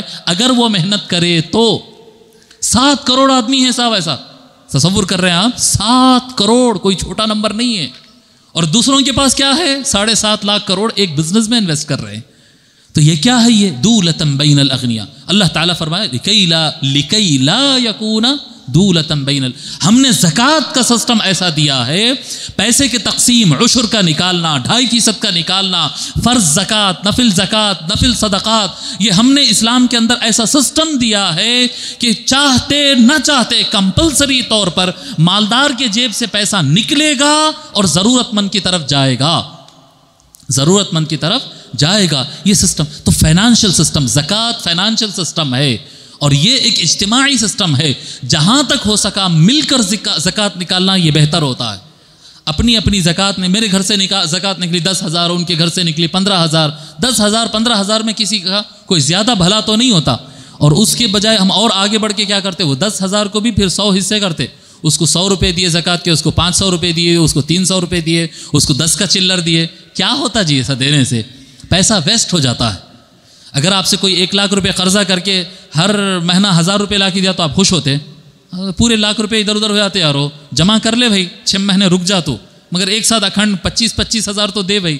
ایک جگہ اماؤنٹ 50 ہزار تو کرے، کھلے پیسے لا کے دیے تو کرنا کیا، پورے ویسٹ ہو جاتے. وہ سمجھ رہے بات؟ تو اسی طرح سے زکوٰۃ بھی جو ہے ایک اجتماعی سسٹم ہے. کوشش کرنا زیادہ سے زیادہ کہ سب مل کے ایک جگہ جمع کرنا، اور ایک آدمی کو دکان لگا کر دے دیے، ایک بچے کی تعلیم کی فیس باندھ دیے جی ایک. اور سب سے پہلے اپنے خاندان میں سرکار صلی اللہ علیہ وسلم جیسا طریقہ بتائے، سب سے پہلے زکوٰۃ کے مال کے حقدار آپ کے رشتہ دار ہے، جو آپ کے رشتوں میں ہیں، ضرورت مند ہے، پہلے اس کو دینا. اس کو نہیں دے کے دارالعلوم کو دیتے. وہ کہاں ہیں وہ دارالعلوم سہارنپور میں ہے گتے، یوپی میں ہے گتے، رامپور میں ہے گتے، پیلی بھیت کے پاس ہے گتے. نہ وہ مدرسہ معلوم، نہ کس کو پہنچ رہی معلوم، وہ کون کی ایک وکیل آیا، وہ کون کی ایک چندہ کی رسید لے کے آ گیا اٹھا کے. ایسا نہیں کرنا، ایسا نہیں کرنا. یہ وہ ہے، یہ ہمارے آخرت کی سیونگز ہے، اس کو ویسٹ نہیں کرنا. اپنے دنیا کی سیونگ کسی کے بھی ہاتھ میں دے دیتے اٹھا کے. وہ جو امام صاحب کو دے رہے نا، وہی امام صاحب کو اپنے گھر کی پونجی دے دو، لاکر میں کا سونا نکال کے اس کو دے دو، ذرا سیو رکھو. مول صاحب رکھتے کیا دیکھیں گے؟ بولے ارے کیسا ایسا کیسا بھائی، انہوں کہاں سے کیا ہے بھائی، یوپی بہار بنگال کے کہاں کے ہے کہ بھائی انہوں ہمارو کیا معلوم ہے جی، ہمارو کیا معلوم، اڑیسہ سے آئے ہوئے صاحب ہے، کیا ہم کیسا کریں گے؟ نہیں معلوم نا بھائی اچھے ہوں گے انہوں، مگر ہمارو کیسا معلوم ہے؟ تو پھر زکوٰۃ کیسا دے دیے میرے پاشا، زکوٰۃ کیسا دے دیے؟ نہیں، ایسا نہیں کرنا. حیدرآباد والے اپنے رشتہ داروں کو اپنے پاس حیدرآباد پہ اپنے رشتہ داروں کو دینا، بنگال والے اپنے بنگال والوں کو دینا، بہار والے بہار والوں کو دینا، گجرات والے گجرات والوں کو دینا. ہر آدمی پہلے اپنے رشتہ داروں میں غریب کو دینا، اور رشتہ داروں میں اگر کوئی غریب نہیں ہے تو پھر دوست احباب محلے میں دینا، اگر اس میں بھی غریب نہیں ہے تو پھر جہاں چاہے دو، پھر جہاں چاہے دو آپ، مگر پہلا حقدار آپ کا رشتہ دار. تو فائنانشل سسٹم میں نظام یہ ہوتا ہے کہ پہلے اپنے گھر، اپنے خاندان اور اپنے محلے کا خیال کرنا، بعد میں باقی دنیا کا خیال کرنا. وَتَصُومَ رمضان، اور رمضان کے روزے رکھنا. یہ کون سا پلر ہے صاحب؟ کیا نمبر آیا؟ ذرا آواز سے بولو. ارے یار ہم اتنے گھنٹوں آواز سے بول رہے ہیں، آپ لوگ کا آواز نکلنے میں کیا مسئلہ ہے؟ بولیے کون سا پلر ہے؟ ہاں چوتھا. تھوڑا آواز نکالو یار، ہم اکیلے نکالنا کیا آواز. وَتَصُومَ رمضان، تصوم رمضان میں کیا ہے صاحب؟ آپ بولے مول صاحب چلو پہلے میں عقیدہ تھا، رمضان کے روزے رکھنا وہ تو معلوم ہے نا. رمضان کے روزے چاہے 29 ہو یا 30 ہو، وہی روزے فرض ہے. اور رمضان آنے سے پہلے فرض روزہ 10 محرم کا تھا، 10 محرم کا روزہ تھا پہلے فرض، سابقہ امتوں سے جو سرکار کے زمانے تک آیا تھا. پھر سرکار بھی ابتدا میں 10 محرم کے روزے رکھتے تھے کیونکہ وہ فرض تھا. پھر رمضان آیا تو اللہ تعالیٰ محرم کا روزے کی فرضیت کو ختم کر دیا، منسوخ ہو گیا، اور رمضان کے روزے فرض ہو گئے. اب رمضان کے روزے فرض ہے. رمضان کے روزے کیا ہے صاحب؟ یہ پہلا تھا عقیدہ، دوسرا تھا عقیدے کا سسٹم تھا نا اس میں، اللہ سے رابطہ کرنے کا طریقہ حضور کے تھرو جو ہے یہ عقیدہ. دوسرا کیا تھا صاحب؟ نماز، پولیٹیکل سسٹم سکھا رہا ہے آپ کو. تیسرا تھا زکوٰۃ، فائنانشل سسٹم آپ کو سکھا رہا ہے. روزہ کیا ہے؟ روزہ آپ کے اخلاق، بیہیویئر کو سکھاتا ہے. روزہ کیا کرتا ہے؟ بولیے ہمارے اخلاق کو نکھارتا ہے. بولیے کیا کرتا ہے؟ ہاں روزہ ہمارے اخلاق. روزہ صرف بھوکے رہنے کا نام نہیں ہے، روزہ بھوکے رہنے کا نام نہیں ہے. روزہ ہمارے اخلاق ہے، ہمارا کردار ہے. کھانا رہتے ہوئے مرنا نہیں، کھانے پہ رکنا ہے تو رکنا ہے. نہیں پینا ہے تو نہیں پینا ہے، پیاس لگ رہی تب بھی ٹھیک ہے، مر جا رہے ہیں گر جانے، اللہ اللہ میرے کو کھانا ہونا، میرے کو بوٹی ہونا، بھاگ رہے ہیں دوڑ رہے ہیں، ایسے ہو جاتا، کتے بن جاتے۔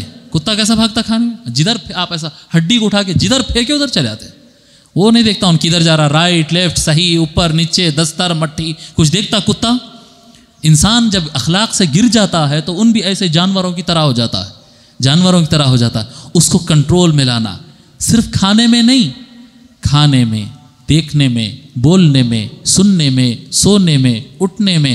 اگر فَإِنِ امْرُؤٌ سَابَّهُ أَوْ شَاتَمَهُ قَاتَلَهُ أَوْ فَإِنِ امْرُؤٌ سَابَّهُ أَوْ قَاتَلَهُ فَلْيَقُلْ اللَّهُمَّ إِنِّي صَائِمٌ أو كما قال علیہ الصلوۃ والسلام۔ اگر کوئی آدمی گالی گلوچ کرے، لڑنے پہ آ جائے تو کیا کہے؟ روزے کی حالت میں کیا کرنا؟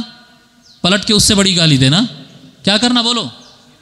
اللہم انی صائم، اے اللہ میں روزہ ہوں، میں روزہ ہوں کہنا اور رک جانا ہے۔ کیا سکھا رہے ہیں آپ کو؟ روزہ آپ کے بیہیویئر کو سدھار رہا ہے، اخلاقیاتی تربیت۔ ایک انسان کو انسان بننے کے لیے اخلاقی تربیت ضروری ہوتی ہے۔ آپ کو اخلاق کا سسٹم دے رہا، نماز آپ کو پولیٹیکل سسٹم دے رہا تھا اور زکوٰۃ آپ کو فائنانشل سسٹم دے رہا ہے۔ اخلاق آپ کو آپ کی ہیومینٹی اور آپ کی انسانیت اور اخلاق آپ کو عطا کر رہا۔ پھر اس کے بعد آتا ہے وَتَحُجَّ الْبَيْتِ، بہت زیادہ لمبا ہو جا رہا، تھوڑا تیز چلتا ہوں۔ وَتَحُجَّ الْبَيْتِ، آخری کیا آیا صاحب؟ حج البیت، کعبۃ اللہ جا کر حج کرنا۔ حج کرنا، حج تو معلوم ہے نا آپ کو، لائف میں ایک مرتبہ یہ فرض ہے، زیادہ کرنا چاہے تو کر سکتے ہیں، لائف میں ایک مرتبہ فرض ہے، وہ بھی اس صورت میں جب آپ کے پاس اس کی ضرورتیں پوری ہو، جیسا ہیلتھ اچھی رہنا۔ کوئی یہاں پر آپ کسی کے ذمہ دار ہے، گھر میں بیوی اکیلی ہے، کوئی نہیں ہے، چھوڑ کے چلے آ رہے ہیں حج کو، نہیں۔ اگر آپ کے ایسے لوگ ہیں جن کو آپ نہیں چھوڑ سکتے، چھوٹے بچے ہیں، تو آپ کے اوپر فرض نہیں ہے، وہ ذمہ داری نہیں جی۔ اور آپ کے پاس پیسہ ہونا سفر کرنے کا، ہیلتھ ہونا، حالات بن جانا، راستے میں رکاوٹ نہیں رہنا، پیسہ بھی ہے، سب کچھ ہے، ویزا نہیں مل رہا کہتے، وہ جنگ چل رہی کہتے، وبا پھیل گئی کہتے جی، لوگ پریشان ہو رہے تھے۔ پلیگ، وہ کیا بیماری آئی تھی تھوڑے دن پہلے؟ پلیگ نہیں تھی، کورونا کووڈ-19 پھیل گیا ہے اور کورونا آ گیا ہے، تو اب کیسا کریں گے؟ حج نہیں کر رہے ہیں۔ حج فرض نہیں ہوا تو کئی پریشان ہو رہے تم لوگ۔ کووڈ جب پھیل گیا، جب بیماری ہے اور راستہ نہیں ہے جانے کا، تو حج فرض نہیں تھا وہ ٹائم پہ۔ ارے خانہ کعبہ میں کوئی حج نہیں کرا، کوئی حج نہیں کرا، فرض نہیں ہے تو تم پریشان کیوں؟ اللہ فرض نہیں کرا، تم کیوں پریشان ہو رہے؟ سمجھ میں آ رہی بات؟ حج اسی وقت فرض ہوتا ہے جب حالات آپ کے سازگار ہوتے ہیں اور آپ پہنچ سکتے ہیں۔ جس کے لیے پہنچنا اور حج کرنا پاسبل ہو، مالی اعتبار سے، صحت کے اعتبار سے، سوشل اعتبار سے، ہر اعتبار سے پاسبل ہے، اس کے لیے حج فرض ہے زندگی میں ایک مرتبہ۔ ٹھیک ہے مول صاحب، یہ بات تو معلوم ہے، یہ مت سنائیے آپ وہ سنائیے، وہ جو الگ سنا رہے ہیں نا، پولیٹیکل سسٹم، فائنانس، وہ سکھائیے آپ۔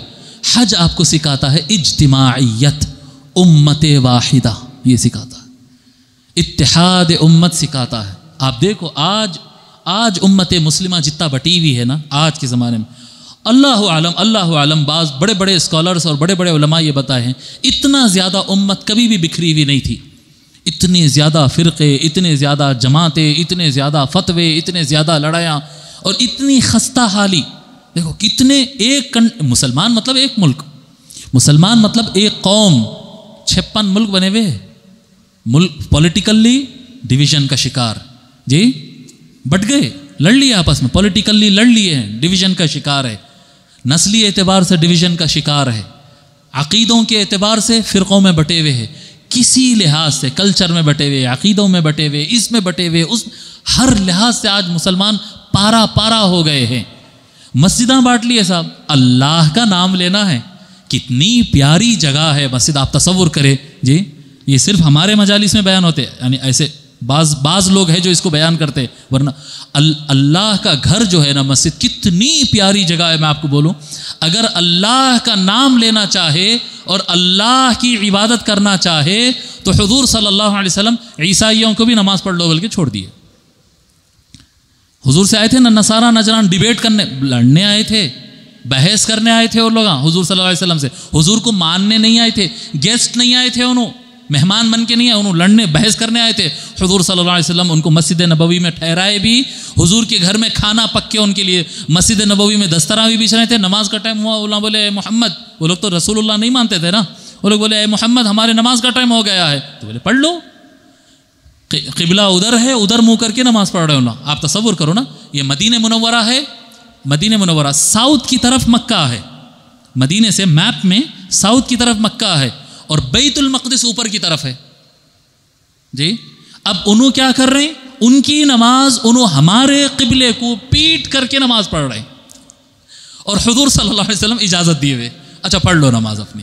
اللہ جماعت بنا کے اپنے پورے ایک ساتھ نمازہ، ان کا جو بھی پریئر رہتا ہے اللہ کا نام لینا۔ حضور صلی اللہ علیہ وآلہ وسلم، آقا صلی اللہ علیہ وآلہ وسلم مسجد میں عیسائیوں کو بھی اجازت دے دیے کہ نماز پڑھ، اللہ کا ہی نام لے رہے نا، پڑھ لو نماز۔ ہمارے پاس وہابیوں کا اندر آنا منع ہے، بریلویوں کا اندر آنا منع ہے، اہل سنت والجماعت، اہل حدیث، سلفیہ، شیعہ، جعفریہ، فلانیہ، اللہ کا گھر ہے بابا، اللہ رب العالمین ہے، تو کون ہوتا ان کو روکنے والا؟ تو کون ہوتا یہ کہنے والا وہ کہنے والا؟ اللہ، جو اللہ کا نام لے رہا، آئیے بھائی اللہ کا نام لیجیے، اللہ کا گھر ہے جی۔ مگر بانٹ لیے جی، رشتے کرنا بانٹ لیے، نمازوں کو بانٹ لیے، زکاتوں کو بانٹ لیے، سب بانٹ لیے، عقیدے بانٹ لیے، کتاباں بانٹ لیے۔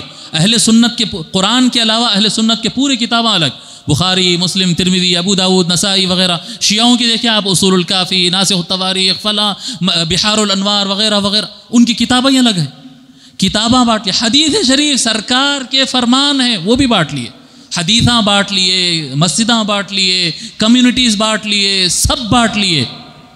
حج پورے ایک جگہ موجود ہے۔ آئے ہائے ہائے، ایک چیز اللہ تبارک و تعالی ایسی رکھا ہے کہ چاہتے نہ چاہتے تم 1000 فرقوں میں بٹ جاؤ، 1000 ایک دوسرے کی تکفیر۔ سعودیہ کے تقریباً سارے علماء شیعہ علماء کی تکفیر کرے ہوئے ہیں، اور ایران کے تقریباً علماء جو ہے وہ سعودیہ کے علماء کے سلفیہ کی تکفیر کرے ہوئے ہیں، اور پورے مل کر طواف ایک ساتھ کر رہے ہیں، سعی ایک ساتھ کر رہے ہیں، سب احرامہ بنے ہوئے۔ دیکھو اللہ کا کمال کیا ہے۔ تو حج جو ہے اجتماعیت، ملت واحدہ، لا الہ الا اللہ، لا الہ الا اللہ کہنے والے ایک پلیٹ فارم پہ لانا، یہ ملت واحدہ۔ جتنے ڈویژنز ہے پتہ چل جاتا ہے، ہمارے ڈویژن کے، ہمارے اختلافات کے، ہمارے جھگڑوں کی اوقات معلوم ہو جاتی ہے جب حج ہوتا ہے۔ کیا حیثیت تھی صاحب؟ سب چھٹ گیا۔ بعضو آپ کے ٹھہرا ہوا ہے، کون شیعہ ہے کہ وہابڑا ہے کہ بریلوی ہے کہ دیوبندی ہے کہ جماعت اسلامی ہے جی، منہاجی ہے، فلاں ہے۔ اب رہنے دے بھائی، مسلمان ہے نماز پڑھ رہا ہے، مسلمان ہے طواف کر رہا ہے، سب کی زبان پہ ایک ہے، لبیک اللہم لبیک، لبیک لا شریک لک لبیک، سب مل کر اللہ کے نام لے رہے۔ اتحاد امت، متحد رہنا، یہ آپ کو حج سکھاتا۔ سمجھ میں آ رہی بات؟ یہ سارا کا سارا یہ 5 پلرز ہے، یہ عقیدہ ہے، پولیٹیکل سسٹم ہے، فائنانشل سسٹم ہے، اخلاقیات ہے، اور اتحاد ہے۔ یہ ہے اسلام، یہ ہے اسلام۔ سمجھ میں آ گئی بات؟ یہ میں سوچا کہ چلو ریگولر جو باتیں تھے اس سے تھوڑا نئے ہٹ کر دوسرے باتیں بھی دیں گے، ٹھیک ہے، یہ بہت ایکسپلینیشن آتا ہے اس کے اندر، لیکن ہم کو حدیث مکمل کرنا۔ تو پھر حضرت عمر رضی اللہ تعالیٰ عنہ کہتے ہیں، وہ شخص کہا صدقت، اے محمد آپ نے صحیح کہا۔ ہم تعجب میں پڑ گئے، یہ کیسا آدمی ہے بھائی، سوال بھی کر رہا ہے اور بول رہا ہے کہ صحیح بولے آپ، یعنی اس کو ایسا بول رہا ہے جیسا کہ پہلے سے جانتا ہو۔ پھر اس نے کہا، وہ شخص نے کہا، قال فاخبرنی عن الایمان، فاخبرنی عن الایمان، پس مجھے آپ بتائیے۔ ٹھیک ہے، یہ تو ہو گیا، آپ صحیح بول دیا، تو ایک کام کرو، اب میرے کو بتاؤ کہ ایمان کیا ہے، ایمان کیا ہے۔ حضور صلی اللہ علیہ وآلہ وسلم فرماتے، کیا فرما رہے آقا صلی اللہ علیہ وسلم؟ قال ان تؤمن باللہ، کہ تو اللہ کو مان لے، اللہ کو مان لے، دل سے اللہ کو مان لے، اللہ پر بلیو کر لے، یقین کر لے۔ اللہ، ان تؤمن باللہ، اللہ کو مان لے، وملائکتہ، اللہ کے فرشتوں کو مان لے، وکتبہ، اور اللہ کے بھیجے ہوئے کتابوں کو، بولیے کیا، مان لے، اللہ کو اور فرشتوں کو اور کتابوں کو مان لے۔ پھر فرمائے وَرُسُلِهِ، اللہ کے بھیجے ہوئے رسولوں کو مان لے، مان لے، وَالْيَوْمِ الْآخِرِ، اور آخری دن، قیامت کے دن کو کیا کرنا ہے؟ اٹھا کے رکھنا ہے، کچھ کرنا ہے؟ نہیں، کچھ نہیں کرنا ہے، بس کیا کرنا ہے؟ ماننا ہے بس۔ اللہ کو مان لے، فرشتوں کو مان لے، اللہ کے فرشتوں کو مان لے، اللہ کی کتابوں کو مان لے، اللہ کے رسولوں کو مان لے، आखिरत के दिन को मान ले, वतुमिन बिल क़दरि खैरिही व शर्रिही, और तकदीर को मान ले, उसके खैर को भी और उसके शर को भी तू मान ले। ईमान मुफस्सल में हम पढ़ते वल क़दरि खैरिही व शर्रिही मिन अल्लाह ताला, खैर हो या शर हो, जो भी हो अल्लाह के पास से होता। अल्लाह तबारक व ताला ने तकदीर में उसे लिख दिया है। थोड़ा सा इसकी हम तशरीह करेंगे, थोड़ा समझना पड़ेगा। अल्लाह को मानना, अब देखो इसके अंदर अल्लाह को मानना, और हम सब अल्लाह को मानते। अब मैं नहीं समझता हूँ, देखो ये सब चीज़ें वो है जो नज़र नहीं आते। जितने ईमानियात यहाँ पर बयान हो रहे हैं इनमें से कोई भी चीज़ नज़र आने वाली नहीं है, कोई भी नज़र आने वाली नहीं। तकदीर के ऊपर थोड़ा सा गुफ्तगू करते हैं, बाकी तो मैं समझता हूँ बिल्कुल वाज़ेह है। अल्लाह को मानना, फ़रिश्तों को मानना, किताबों को मानना, रसूलों को मानना, जी अल्लाह के सारे फ़रिश्तों को मानना है, सारे किताबें जितने भी अल्लाह नाजिल किया है इजमालन मानना है। इजमालन मतलब तफसीलन आप मान नहीं सकते। पूरे किताबों के नाम मालूम है क्या? जी पूरे किताबों के नाम मालूम है क्या? नहीं मालूम है। 3-4 की मालूम है। कुरान का मालूम है, तौरात मालूम है, ज़बूर मालूम है और इंजील मालूम है। और एक नाम ऐसा सहाइफ इब्राहिमिया बल्कि भी एक नाम आता, वो भी नाम नहीं है एक्चुअल, इब्राहिम अलैहिस्सलाम के पेपर्स बोले ऐसी बात, उनके पास भी आए थे कहते, 10 सहीफे आए थे कहते, चलो वो भी एक मान लो। और रसूलों के पास जो आया नहीं मालूम। तो ओवरऑल अल्लाह ने जो किताबें नाजिल किया है वो सब सच है, मान लो इजमालन, ओवरऑल मान लेना, नामों के साथ तफसील के साथ नहीं। रसूल 1,24,000 के करीब अल्लाह के नबी आए, अम्बिया जो है 1,24,000 के आसपास है, जैसा कि अहादीथ शरीफा से हमको मिलता है। कितने अम्बिया के नाम मालूम है साहब? 25-30 नाम मालूम होते, बस उससे आगे तो मालूम नहीं होते। तो फिर कैसा मानना? इजमालन, ओवरऑल अल्लाह तबारक व ताला जितने अम्बिया और रसूलों को भेजा है हमारा सब पर ईमान है, हम सबको सच मानते, इजमालन मान लेना, ठीक है। वल यौमिल आखिर, क़ियामत का दिन, ये क़ियामत का दिन बड़ी ज़बरदस्त चीज़ है। ये क़ियामत का दिन बहुत ज़बरदस्त चीज़ है। क़ियामत के दिन को मानना ईमान का बुनियादी हिस्सा है। अल्लाह तबारक व ताला कुरान करीम में कई मकामात पर ईमान के तफसीलात को छोड़कर सिर्फ अल्लाह और आखिरत को जो मानता है उसके अमाल सालिहा को हम कबूल करेंगे, ऐसा बयान किया अल्लाह ताला कुरान करीम। मन आमन बिल्लाहि वल यौमिल आखिरी व अमिल सालिहन, अल्लाह को माना, फिर आखिरत को माना और अच्छे काम किया, बाकी पूरों को छोड़ दिया। आखिरत आखिरत आखिरत आखिरत को अल्लाह ताला बहुत ज़्यादा अहमियत दिया है, क्योंकि वो एक डर है जिसकी वजह से इंसान यहाँ पर सुधर सकता है। जी एक मालदार जो होता है, यानी वो आदमी जो अपनी मौत को भूल जाता ना, वो आदमी जो बाद में हिसाब देना पड़ेगा इस बात का उसको डर नहीं रहता है, वो आदमी फिर फिरऔन बन जाता है। और अच्छा, और समझ में आने के लिए वो आदमी फिर क्या होता है? मोदी बन जाता है, जिसको यानी मरने के बाद कौन भूल जाता है, भाई मैं किसको भी मार दूंगा, किसको भी उठा दूंगा, कुछ भी खा लूंगा, कुछ भी बदनाम कर दूंगा, कुछ भी कर दूंगा मैं। उसको अपनी आखिरत यानी मरने के बाद फिर हमको आंसरेबल होना है, जवाब देना पड़ेगा, इस चीज़ का डर निकल जाता। तो अल्लाह तबारक व ताला इस चीज़ को बहुत ज़्यादा अहमियत दिया है कि लोग को आखिरत याद दिलाते रहो।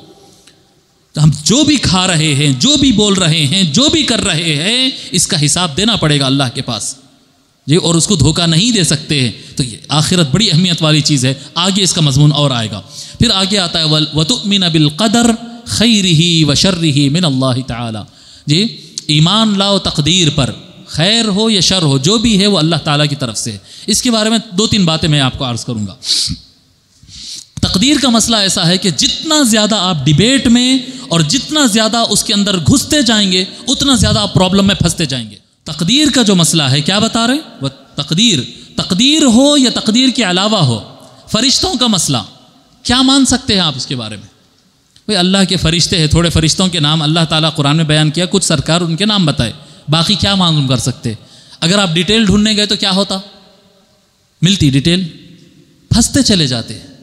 रूह के बारे में लोग बहुत डिटेल में घुसने की कोशिश करते। आप कितना भी घुसिए, आप जो चीज़ दिखती नहीं, जो चीज़ छू नहीं सकते, जो चीज़ आपके कंट्रोल में नहीं है, उसके बारे में क्या मालूम कर लेंगे आप जी?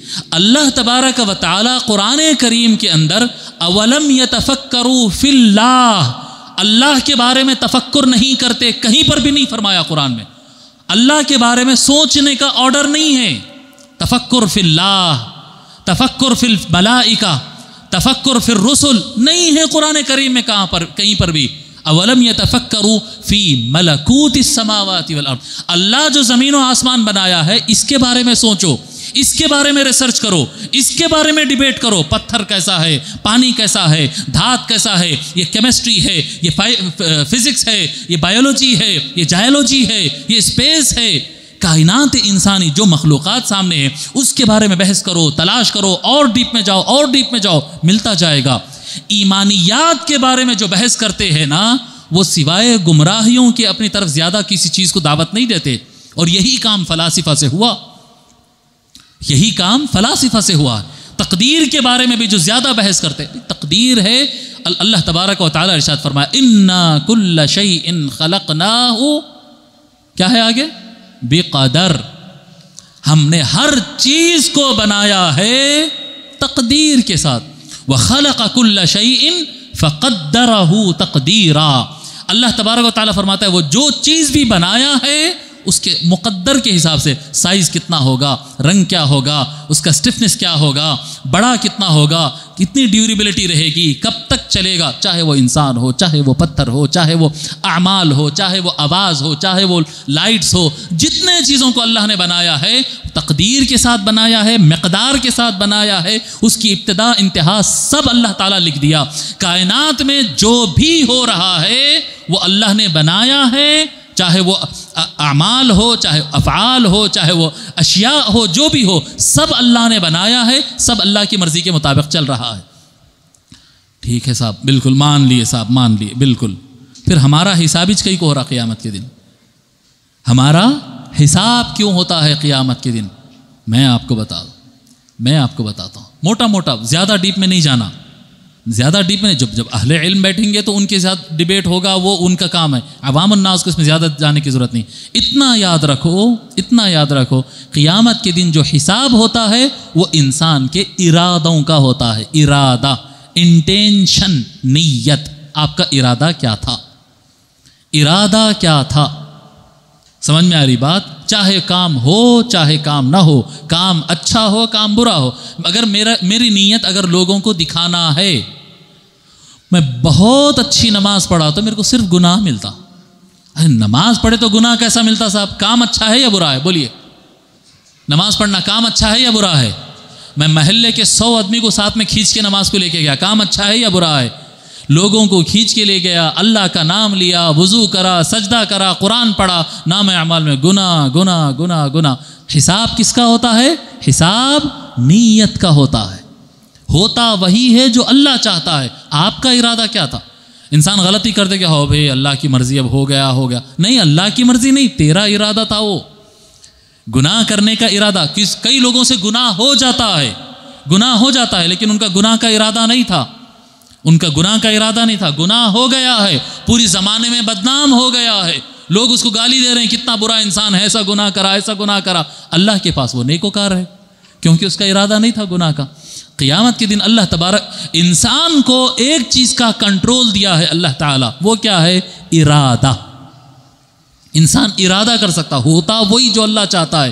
آپ کے دل میں کیا ہے، سیریسلی آپ کرنا کیا چاہتے ہیں، وہ اس کا حساب قیام۔ اللہ تبارک و تعالیٰ فرماتا ہے قیامت کے دن وَحُصِّلَ مَا فِي الصُّدُورِ، جو سینوں میں ہے وہ بات نکالی جائے گی اور اس کا حساب لیا جائے گا۔ سمجھ میں آ گئی بات؟ بہت موٹا ہم چل رہے ہیں، اوپر سے ہم چل رہے ہیں۔ اور ایک بات بھی ذہن میں رکھ لیجئے، کیونکہ اپن خانقاہ میں بیٹھے ہوئے ہیں تو یہ بات بولنا ضروری ہوتا ہے۔ وہ کیا ہے صاحب؟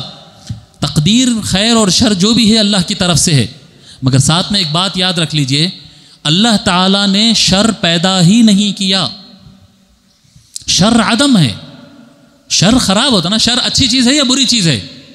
جی بولیے، کیا ہے؟ پکی بات ہے جی، لاک کر دیا جائے، بدلتے تو نہیں نا بعد میں، تو اللہ بری چیز بناتا جی، اللہ برا کرتا تو اللہ جو بھی بناتا وہ اچھا ہے جی، تو اللہ تبارک و تعالی جو بھی کرتا ہے وہ خیر ہی ہے، شر موجود نہیں ہے، شر معدوم ہے، شر عدم ہے، اللہ تعالیٰ کا ہر فعل خیر ہے جی۔ اللہ تعالیٰ تو علیم ہے اور حکیم ہے، حکیم، حکمت والا، وزڈم والا، سمجھدار، تو سمجھدار خراب کام کرتا جی۔ آپ خراب کام کرے بولے تو آپ کو غصہ آ جاتا، میرے کو خراب کام کرے بول رہے ہیں تو کیا کرا وہ کرا، اللہ کو خراب کام کرے بول رہے ہیں آپ، اللہ شر نہیں، شر عدم ہے، کیا ہے؟ خیر اور شر کا معاملہ جو ہے سمجھنے کے لیے یہ نسبتی مسئلہ ہے، نسبتی مسئلہ ہے یہ۔ نسبتی مسئلہ کیسا ہے؟ یعنی ہمارے کو ایسا لگتا ہے کہ ہمارے لیے شر ہے، لیکن وہ حقیقت میں کسی اور کے لیے خیر رہتا ہے، خیر رہتا ہے۔ خیر اور شر جو ہے یہ نسبتی ہوتے ہیں۔ کیسا نسبتی ہوتے ہیں؟ مثال کے طور پر سمجھانے کے لیے، میرا ایکسیڈنٹ ہو گیا، ٹانگ ٹوٹ گئی، اچھا ہوا یا برا ہوا؟ جی برا ہوا نا۔ ڈاکٹر صاحب تو بول رہے ہیں اچھا ہوا، ڈاکٹر صاحب بولے نا اچھا ہوا۔ نہیں ہوا تو پھر ان کے پاس بیمار آتا کہاں سے؟ ہڈیوں کا ڈاکٹر بھگوان دیوی ہاسپٹل میں بیٹھا ہوا ہے، ان کرنا کیا؟ اگر لوگوں کی ہڈیاں نہیں ٹوٹیں گے تو ان تو بھوکا مر جائیں گا نا۔ تو آپ کو لگ رہا ہے وہ شر ہوا، لیکن اس کے لیے تو خیر ہوا، اس کے لیے تو خیر ہوا۔ انسان بیمار پڑ رہا ہے، انسان اچھا کر رہا ہے، جھگڑا ہو رہا ہے، لڑائیاں ہو رہے ہیں، خراب کام ہو رہے ہیں، آپ اگر غور کریں گے، ڈیپلی جا کر دیکھیں گے تو ہر وہ چیز جو ایک اینگل سے آپ کو خراب نظر آ رہی ہے، دوسرے اینگل سے جا کر دیکھیں گے تو وہ اچھی نظر آتی ہے۔ جی ایک مسلمان کا قتل کرنا بری بات ہے یا نہیں ہے؟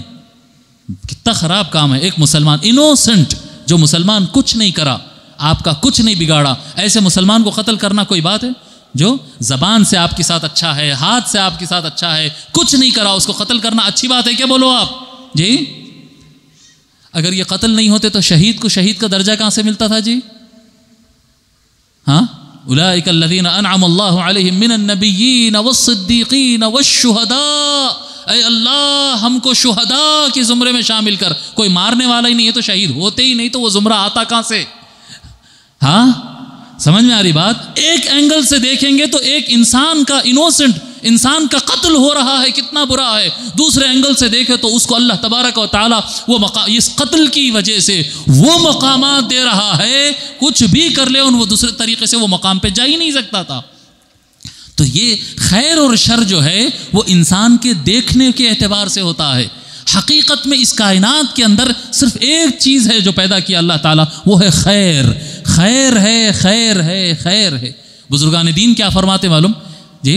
ارادے تو آپ کرو کہ ہم اچھے سے اچھا کریں گے، اچھے سے اچھا کریں گے، جب ہو جاتا ہے نا تو اللہ والے کیا فرماتے تھے؟ ایک جملہ ہے اللہ والوں کا، اس کو ابھی یاد کر لینا۔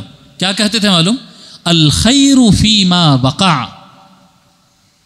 اب پھر دوبارہ سن کے اب بولنا کیا ہے؟ الخیر فیما وقع، بولیے الخیر فیما وقع، بولیے پھر بولیے جو ہوا وہی اچھا ہے، جو ہوا اسی میں خیر تھا۔ سمجھ میں آ رہی؟ یہ میرا جملہ نہیں ہے یہ۔ ارے من صاحب میرے گھر میں جھگڑا ہو گیا اور آپ بول رہے ہیں جو ہوا اچھا ہوا، میں نہیں بولا بھائی۔ جو اچھے سے اچھا کرنے، جو ہم کو اچھا لگتا ہے وہ کرنے کی پوری کوشش کرنا اپنی طرف سے، پھر اس کے بعد جو ہو گیا نا، جو بھی ہوا وہی اچھا تھا، اسی میں خیر تھا، اسی وجہ سے ہوا۔ اگر اس میں خیر نہیں ہوتا تو وہ اللہ ہونے دیتا نہیں، کیونکہ اللہ جو بھی کرتا ہے وہ خیر ہی ہوتا ہے، وہ خیر ہی ہوتا ہے۔ پھر قیامت کے دن لوگ جہنم میں کیوں جا رہے ہیں؟ اپنی نیتوں کے اور ارادوں کی وجہ سے۔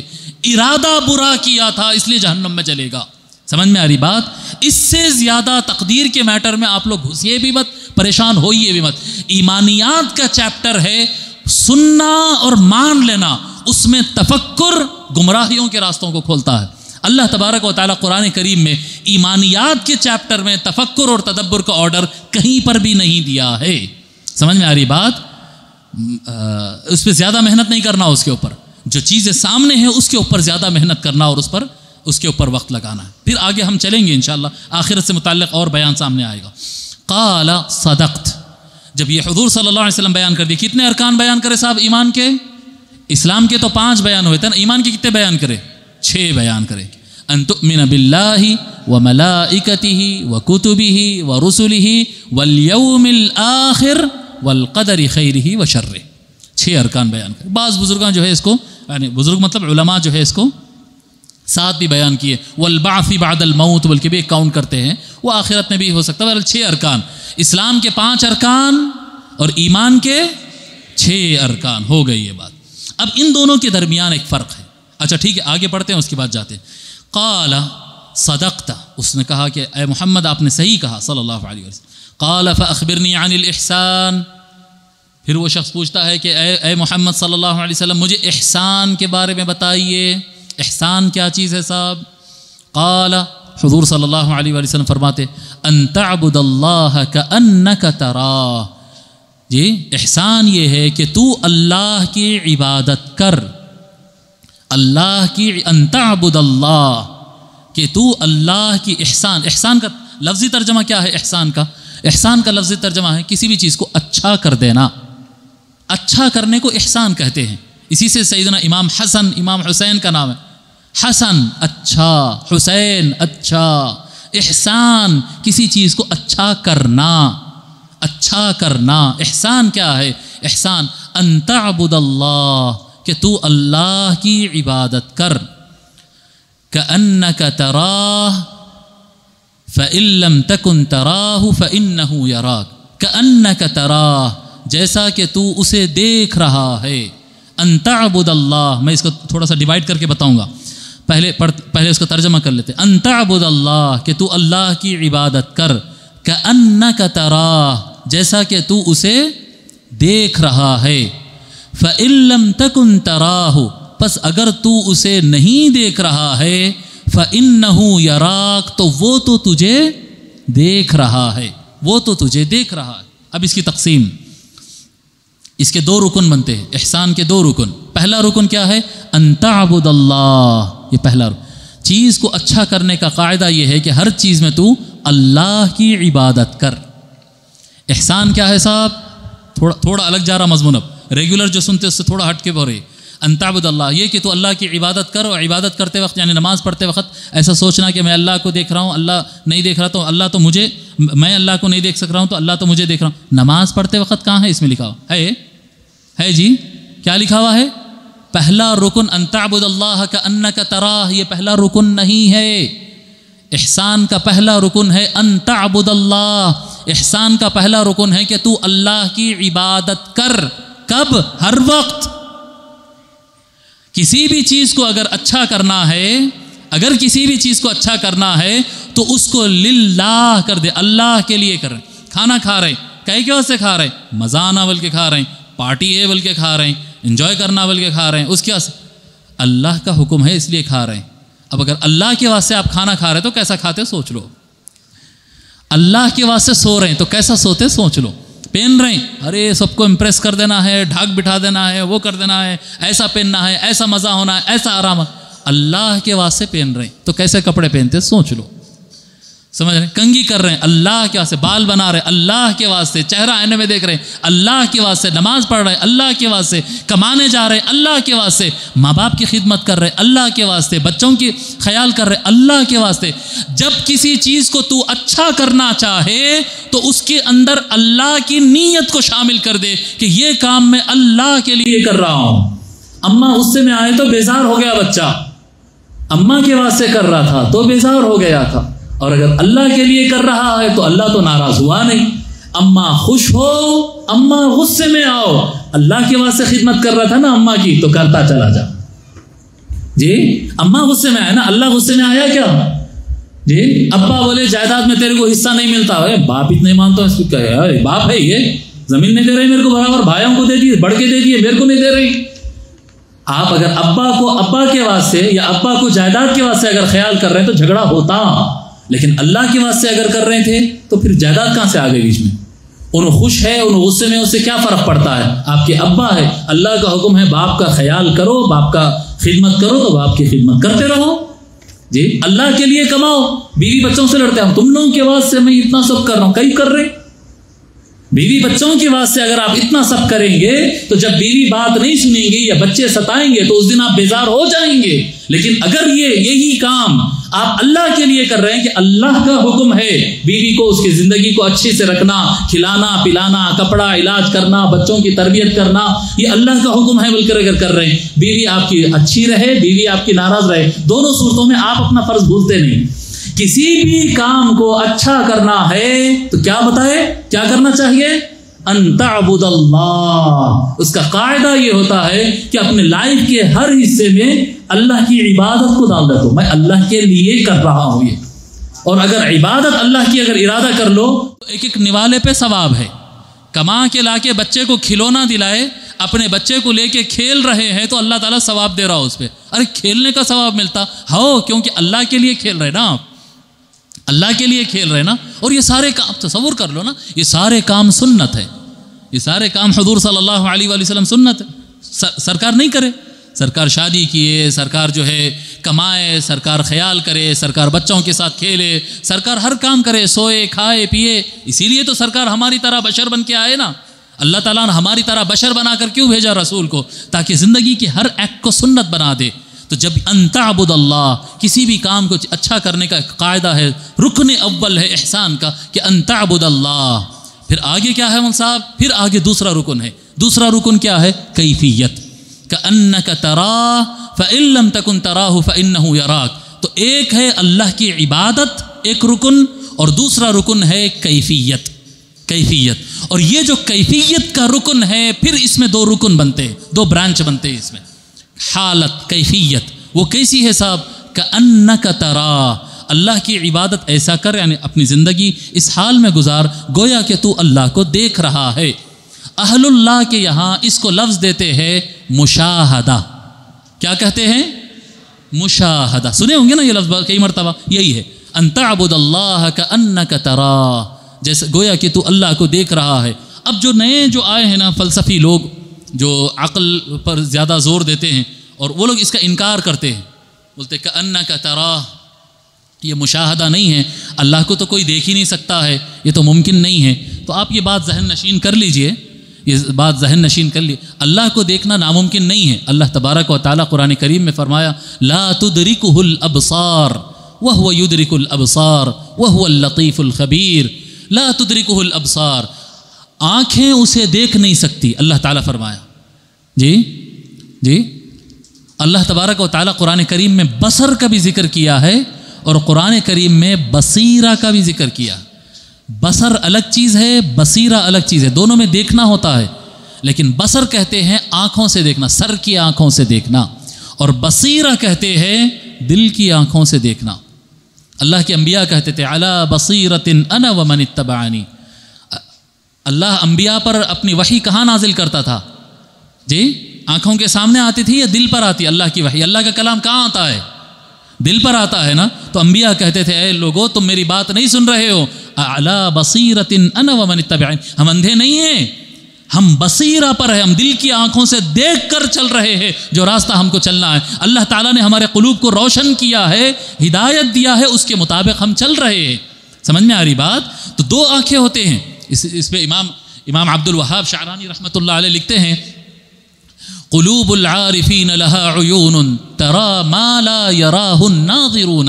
فرماتے ہیں عارف کو اللہ تبارک و تعالیٰ جس کے دل کو روشن کر دے, ان کو ایک ایسے آنکھیں بھی ہوتے ہیں جو عام دیکھنے والوں کو نظر نہیں آتا, وہ دیکھتے ہیں, ان کی آنکھیں کھل جاتے ہیں.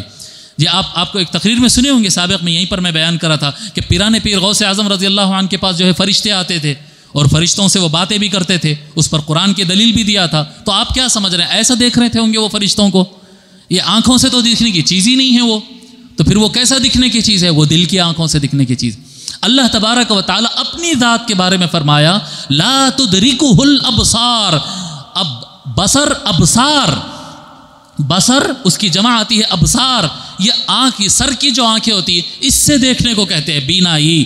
سر کی آنکھوں کی جو بینائی ہوتی ہے اس کو بصر کہتے ہیں, اس کی جمع ابصار آتی ہے. اور جو دل کی روشنی ہوتی ہے, دل کے جو آنکھیں ہوتے ہیں اس کو کیا کہتے ہیں؟ بولیے, پھر بولیے. بصیرہ, اس کو کہتے ہیں بصیرہ, اور اس کی جمع آتی ہے بصائر. بصائر, بصیرتن, بصائر. اللہ تبارک و تعالیٰ فرمایا اے لوگو یہ سر کی آنکھیں لا تدرکہ الابصار, سر کی آنکھیں اس کو کیچ نہیں کر سکتی. وہو یدرک الابصار, وہ یہ جو بینائی ہے, جو آنکھوں سے جو ریز جاتی ہے دیکھنے کے لیے, اس کو اپن اس کو بھی دیکھ سکتے, اندھے کے بھی آنکھاں رہتے مگر روشنی نہیں ہے بولتے. وہ روشنی دکھتی کیا آپ کو؟ اللہ تعالیٰ فرماتا ہے وَهُوَ يُدْرِكُ الْأَبْصَارِ. یہ جو بینائی چلتی ہے نا دیکھنے کے لیے, اس کو بھی دیکھ لیتا اللہ تعالیٰ. آنکھوں کو تو دیکھتا ہی دیکھتا, اعین کو تو دیکھتا ہے, ابصار کو بھی دیکھتا ہے. پھر فرماتا ہے کیا؟ وَهُوَ اللَّطِيفُ الْخَبِيرُ. اللہ تبارک و تعالیٰ لطافت والا ہے. اگر دیدار الہی کرنا ہے تو سر کی آنکھ نہیں دل کی آنکھ کو روشن کرنا پڑے گا۔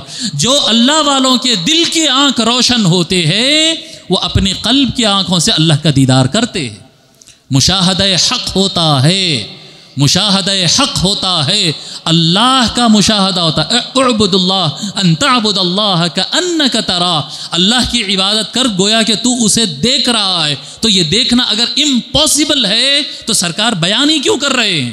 پاسبل ہے تبھی تو بیان کر رہے ہیں، گویا کہ تو اسے دیکھ رہا ہے، لیکن اس کے لیے دل کی آنکھ روشن ہونا ہے، اور اس مقام پر بہت کم لوگ پہنچتے ہیں۔ تو اگر نہیں پہنچتے ہیں فَإِن لَمْ تَكُنْ تَرَاهُ، پس اگر تیرے دل اتنا روشن نہیں ہوا ہے، تو ابھی اللہ تبارک و تعالیٰ کے مشاہدہ اور مشاہدہ حق کرنے کے قابل نہیں ہوا ہے، تو کیسی عبادت کرنا؟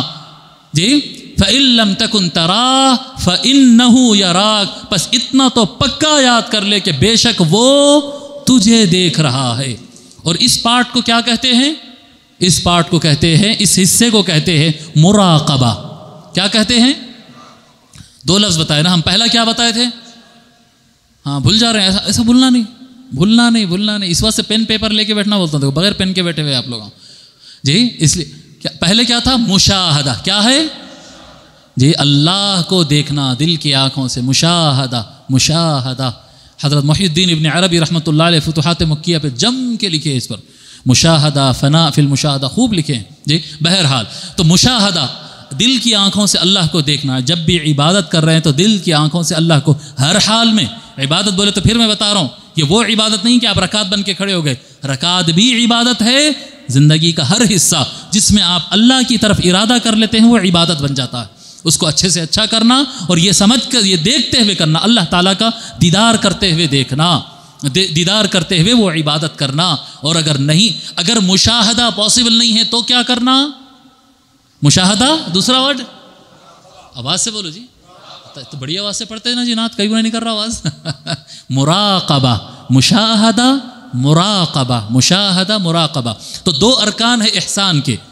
احسان کا پہلا رکن ہے ان تعبد اللہ، زندگی کے ہر حصے کو اللہ کی عبادت بنا دینا، بس اللہ کی عبادت کر، دیکھ اچھا ہوتے چلا جائے گا۔ جو پڑھ رہا ہے کچھ بھی پڑھ رہا ہے، آئے مائشیں یہ وہ فالتو چیزیں پڑھ رہے ہیں، بھائی اپنی ریڈنگ کو میں اللہ کی عبادت اللہ کے لیے پڑھوں گا۔ اب اللہ کے لیے پڑھوں گا تو کچرا چیزیں پڑھ سکتے کیا؟ تو پھر اچھی چیز ہی پڑھنا پڑے گا، سائنس پڑھو، میتھس پڑھو، فزکس پڑھو، فلسفی پڑھو، جو بھی پڑھو اچھی چیز ہی پڑھنا پڑے گا، تو وہ عبادت۔ ریڈنگ ہی رہتی ہے، عبادت بن جاتی ہے۔ کھانا ہی رہتا ہے، عبادت بن جاتا ہے جی۔ اور دوسرا رکن کیا ہے؟ کیفیت، دو چیزوں پر مشتمل ہوتا ہے احسان، دو چیزوں پر، عبادت اور کیفیت۔ کیفیت اعلیٰ لوگوں کے لیے بتائے مشاہدہ، اور عوام الناس کے لیے بتائے ہیں، کیا بتائے عوام الناس کے لیے؟ مراقبہ۔ الاحسان ان تعبد اللہ کأنک ترا فإن لم تکن تراہ فإنہ یراک۔ اب یہ جو ہے یہ عبادت، یہ احسان، اب ان تینوں کو اگر ہم دیکھتے ہیں، یہ اسلام کے تین حصے ہیں، اسلام، ایمان اور احسان۔ اسلام ہمارا جو سسٹم ہے، ظاہری سسٹم اسلام، باطنی سسٹم ایمان۔ سمجھ میں آ رہی بات؟ ظاہری سسٹم اور باطنی سسٹم، اور دونوں کو ایک ساتھ کنیکٹ کرنا، ظاہر کو باطن کے ساتھ اور باطن کو ظاہر کے ساتھ کنیکٹ کرنا، یہ احسان۔ اسلام میں دیکھیے آپ پورا کا پورا ظاہر ہے۔ کیا اسلام کا پہلا رکن کیا ہے؟ اللہ کو اپنا خدا ماننا ہے نا پہلا رکن؟ نہیں ہے، کیسا ہو بولے آپ لوگ؟ پہلا رکن یہ کہاں ہے؟ اللہ کو ایک ماننا ہے، اللہ کو ایک مانتے گواہی دینا، بول پڑھنا، ظاہر کرنا، شہادت دینا جی۔ آپ اگر دل میں مان لیے تو وہ اسلام کا پہلا رکن نہیں ہے، زبان سے ظاہر کرنا، لا الہ الا اللہ محمد الرسول اللہ، یہ کلمہ طیبہ ہے، اس پر اشہد، میں گواہی دیتا ہوں، یہ بنا رکن اسلام، ظاہر۔ سمجھ رہے ہیں؟ اپنے عقیدے کو ظاہر کرنا جی، اپنی نمازوں کو، اپنے نماز قائم کرنا، اللہ کی عبادت کرنا، اور اپنے پولیٹیکل سسٹم کو صحیح سسٹم میں لانا، یہ اسلام ہے یہ جی۔ اور زکوٰۃ دینا اور روزہ رکھنا اور حج کرنا، 5 کے 5 ارکان نظر آنے والے آپ کی ظاہری لائف سے ریلیٹڈ ہے۔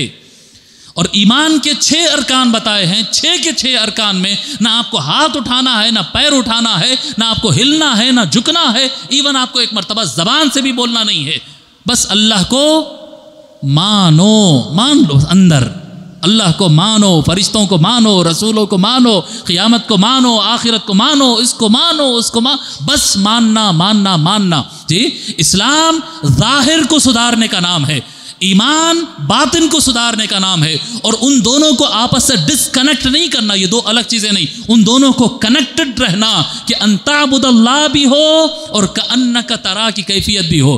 कैफियत बातिन का नाम है कि तू जैसे कि तू अल्लाह को देख रहा है, और जैसे कि अगर तू अल्लाह को नहीं देख रहा तो ऐसा पढ़ जैसे कि अल्लाह तुझे देख रहा है। ये क्या है? ये जस्ट कैफियत है, ये फीलिंग है, ये बिलीव है ये। और ताबुद अल्लाह ज़ाहिर है, अमल कर रहे हैं, ज़िंदगी में अमल कर रहे हैं, तो ज़ाहिर और बातिन को, इस्लाम और ईमान को जोड़ना और एक साथ लेकर चलना, ये एहसान है। समझ में आ गई बात? और ये इस्लाम, ईमान और एहसान, ये तीन हिस्से मिलकर बनते हैं दीन इस्लाम। दीन इस्लाम। फिर आगे आका सल्लल्लाहु अलैहि वसल्लम को शख्स कहता है सदक़ता, आपने सही कहा। क़ाल फ़अख़बिरनी अनिस्साअह, जी, क़ाल फ़अख़बिरनी अनिस्साअह, उसने कहा, वो शख्स ने, मुझे क़ियामत के घड़ी के बारे में बताइए, टाइम के बारे में, द आवर, वो वक्त के बारे में बताइए। किसको कहते हैं अस्साअह? क़ियामत के दिन, क़ियामत के दिन को कहते। कुरान करीम में अल्लाह तबारक व तआला फरमाए इक़्तरबतिस्साअतु वन्शक़्क़ल क़मर, जगह जगह पे क़ियामत के दिन को अल्लाह तबारक व तआला ने साआ के लफ्ज़ से बयान किया। साआ का मतलब क्या हुआ? क़ियामत का दिन। फ़अख़बिरनी अनिस्साअह, उस घड़ी के बारे में। कौन सी घड़ी? जिस घड़ी में सारी के सारे बंदे अल्लाह के सामने खड़े होंगे, उस घड़ी के बारे में बताइए। फ़अख़बिरनी अनिस्साअह। हुज़ूर सल्लल्लाहु अलैहि वसल्लम क्या करे इसका जवाब? इसके जवाब पे एक बड़ा चादर उड़ा दिया हो गया।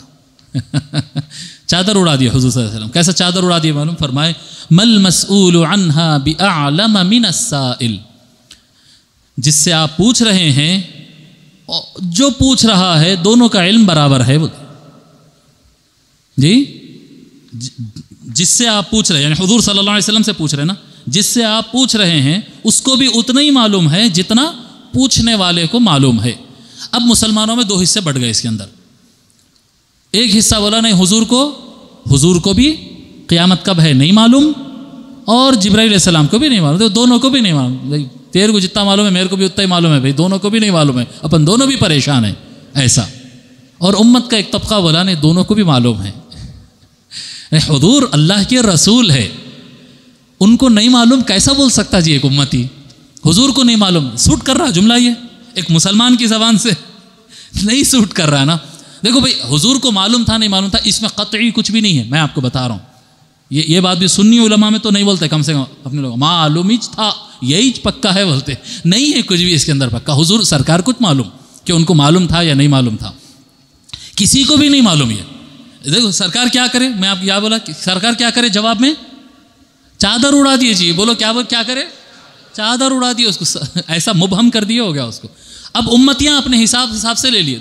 कोई बोले कि नहीं भाई, न जिब्राइल अलैहिस्सलाम को मालूम था, न सरकार को मालूम। मगर हमारा तो ऐसा मानना भी सरकार को नहीं मालूम है, ये जुमला सूट नहीं कर रहा, क्योंकि अल्लाह ताला फरमा रहा है वअल्लमका मा लम तकुन तअलम। ए महबूब, आपको जो भी नहीं मालूम था हम बता दिए, जो भी नहीं मालूम था हम बता दिए।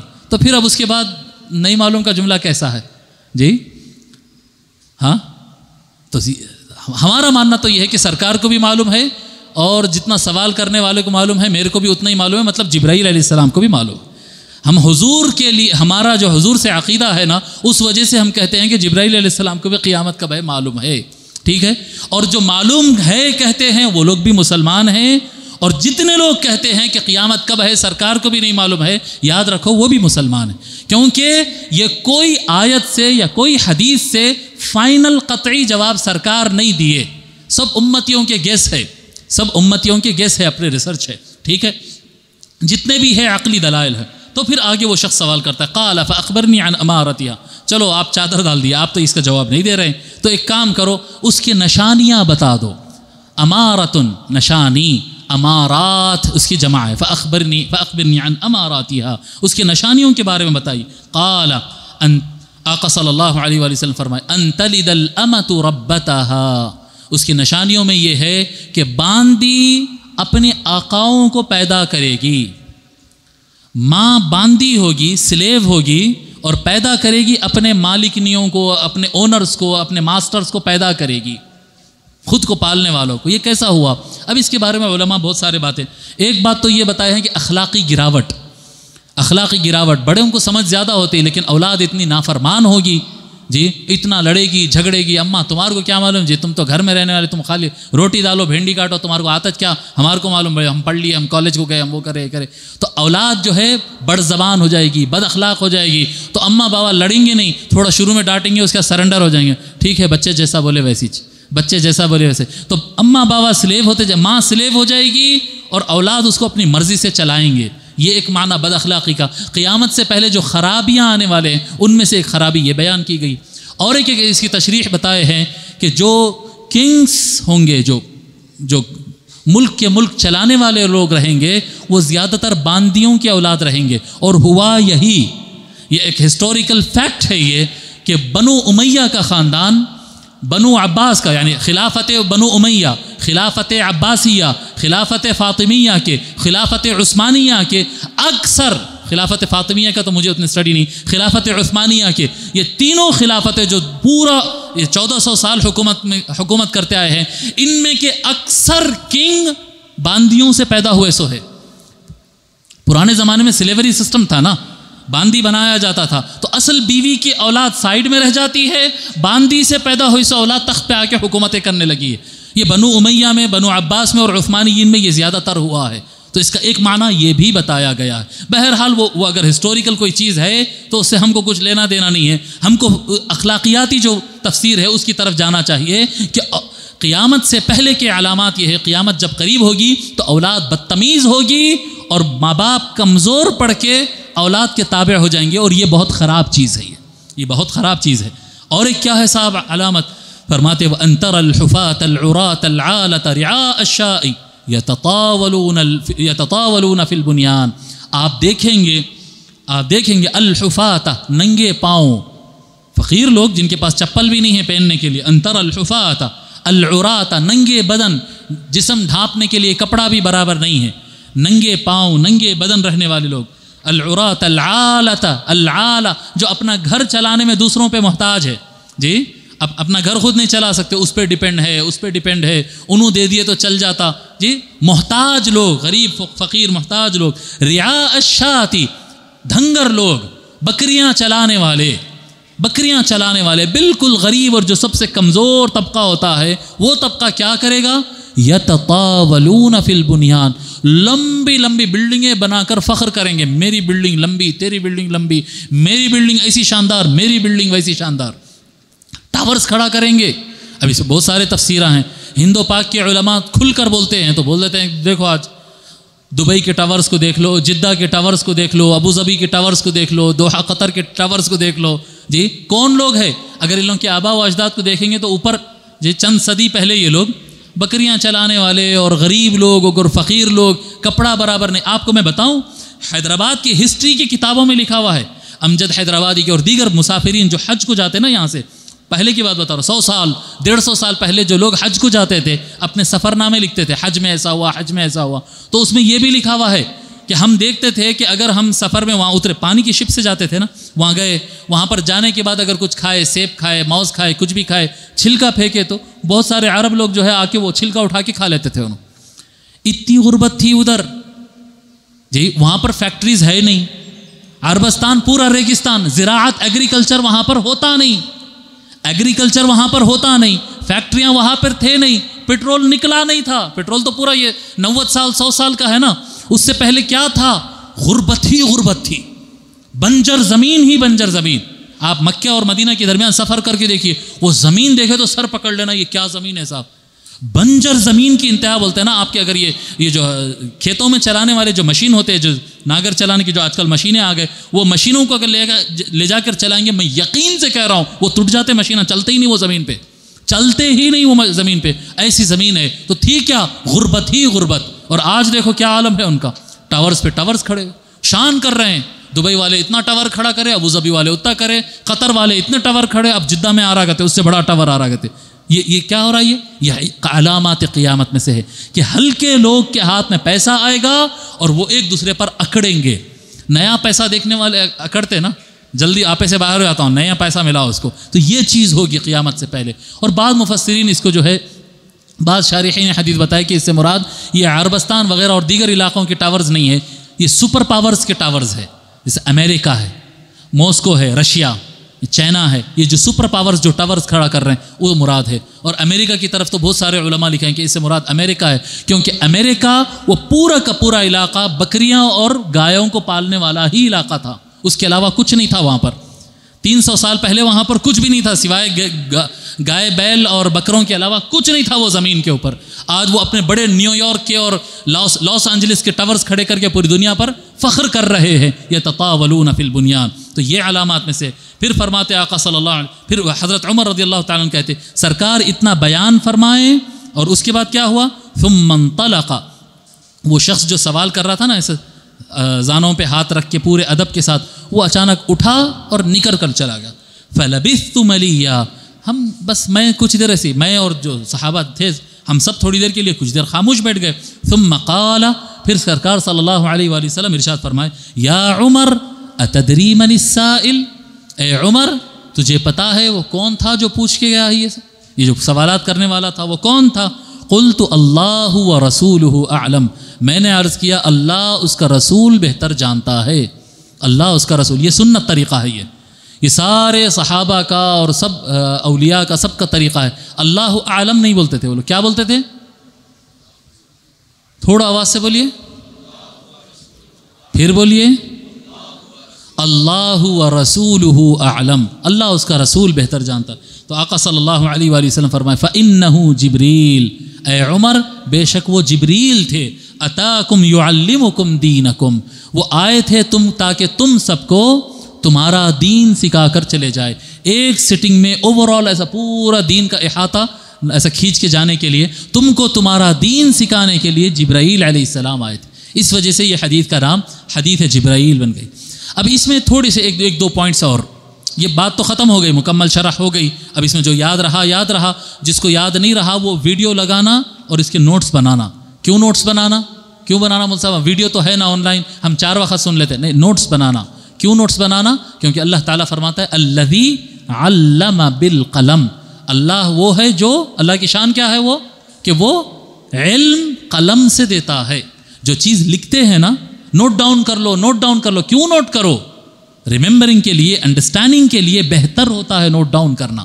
تو اس کو بیٹھ کر بعد میں لکھنا، ان چیزوں کو، ان پوائنٹس کو، اس میں بہت تشریحات ہوتے ہیں۔ یہ ایک دن کی حدیث نہیں ہے، یہ 1 مہینے کی حدیث ہے، یہ 1 مہینے کی حدیث ہے۔ ہم بہت شارٹ کر کے اس کو 1.5-2 گھنٹے کے اندر کور کر رہے ہیں۔ تو اب اس کے اندر اور پوائنٹس کیا ہے؟ ایک تو یہ آپ کو بتا دیا کہ آپ کو یہ نوٹ ڈاؤن کرنا ہے، اور ایک چھوٹے پوائنٹ کیا ہے اس کے اندر، آپ دیکھیں کہ ایک دم سفید کپڑے پہن کر آیا تھا وہ شخص۔ کیا بولنا چاہ رہے ہیں اس کے اندر؟ ایک تو بات یہ ہے کہ وہ مسافر نہیں تھا، اجنبی آدمی تھا، مسافر، تعجب کی بات، لیکن ساتھ میں ایک بات بھی، آئے کیوں تھے انہوں؟ عالم سیدنا محمد الرسول اللہ صلی اللہ علیہ وسلم سے سوال کرنے آئے تھے، استاد کے سامنے ایز اے اسٹوڈنٹ آئے تھے۔ تو جب کبھی علم حاصل کرنے جاؤ تو ایک دم صاف کپڑے پہن کر جاؤ، میلے کچیلے اٹھ کے جانا۔ جو ٹیچر لائن میں ٹھہرا کے کپڑے یونیفارم میلا رہا تو جب سزا دیتے نا، بولا بالکل صحیح، اسلام کے مطابق کر رہے ہیں، سو ہے وہ یونیفارم صاف پہن کے جانا۔ مسجد کو جا رہے ہیں یا عالم کے پاس جا رہے ہیں، مدرسہ جا رہے ہیں، خانقاہ علم حاصل کرنے جا رہے ہیں، تو اپنے آپ کو صاف ستھرے کر کے جانا۔ جی ایک دم دیکھو کیسے بال صاف تھے، وہ صاف تھے، ایک دم وائٹ کپڑے پہن کے آئے تھے۔ کپڑے صاف رہنا نمبر ایک۔ اور اسپیشلی روحانی علوم کے لیے جب آتے ہیں نا تو کوشش کرنا، ضروری نہیں ہے جو چاہے پہن کے آ سکتے ہیں آپ، لیکن بہتر رہتا ہے کہ وائٹ پہن کر آؤ۔ اسپریچویلٹی میں، روحانیت میں وائٹ بہت زیادہ کام کرتا ہے۔ یہ رنگ سے روحانیت بڑھتی ہے وہ پتہ نہیں کیا اس میں راز ہے، وہ اللہ والوں کو بہتر جانتے۔ سرکار کو سب سے زیادہ وائٹ پسند تھا، سب سے زیادہ۔ بلیک کو بھی سرکار بہت زیادہ پسند فرماتے تھے۔ جی کبھی بھی کوئی اچھا تگڑا کام کرنے جا رہے ہیں نا، ہمت والا کام کرنے جا رہے ہیں، تو بلیک کپڑے پہن کے جانا۔ بلیک میں کانفیڈنس بڑھتا ہے، وائٹ میں اسپریچویلٹی ہے اور بلیک میں کانفیڈنس ہے۔ سمجھ میں آ رہی بات؟ یہ بلیک میں کانفیڈنس ہے اور اسپریچویلٹی وائٹ میں ہے۔ تو اس حساب سے بہرحال کپڑے بھی کبھی کہیں پہ جا رہے ہیں نا تو کیا کرنے جا رہے ہیں اس کے حساب سے کپڑا چن کے پہننا۔ جی سمجھ رہے ہیں بات؟ ٹھیک ہے، ایک تو یہ ہو گیا کہ علم حاصل کرنے جا رہے ہیں تو صاف ستھرے ہو کر جانا۔ دوسرا ایک لفظ اس کے اندر آتا ہے شدید سواد الشعر، ایک دم کالے بال تھے، یہاں پر کیا اس میں کیا میسج دے رہے ہیں اس کے اندر؟ جی کیا میسج دے رہے ہیں اس کے اندر؟ علم جوانی میں حاصل کرنا.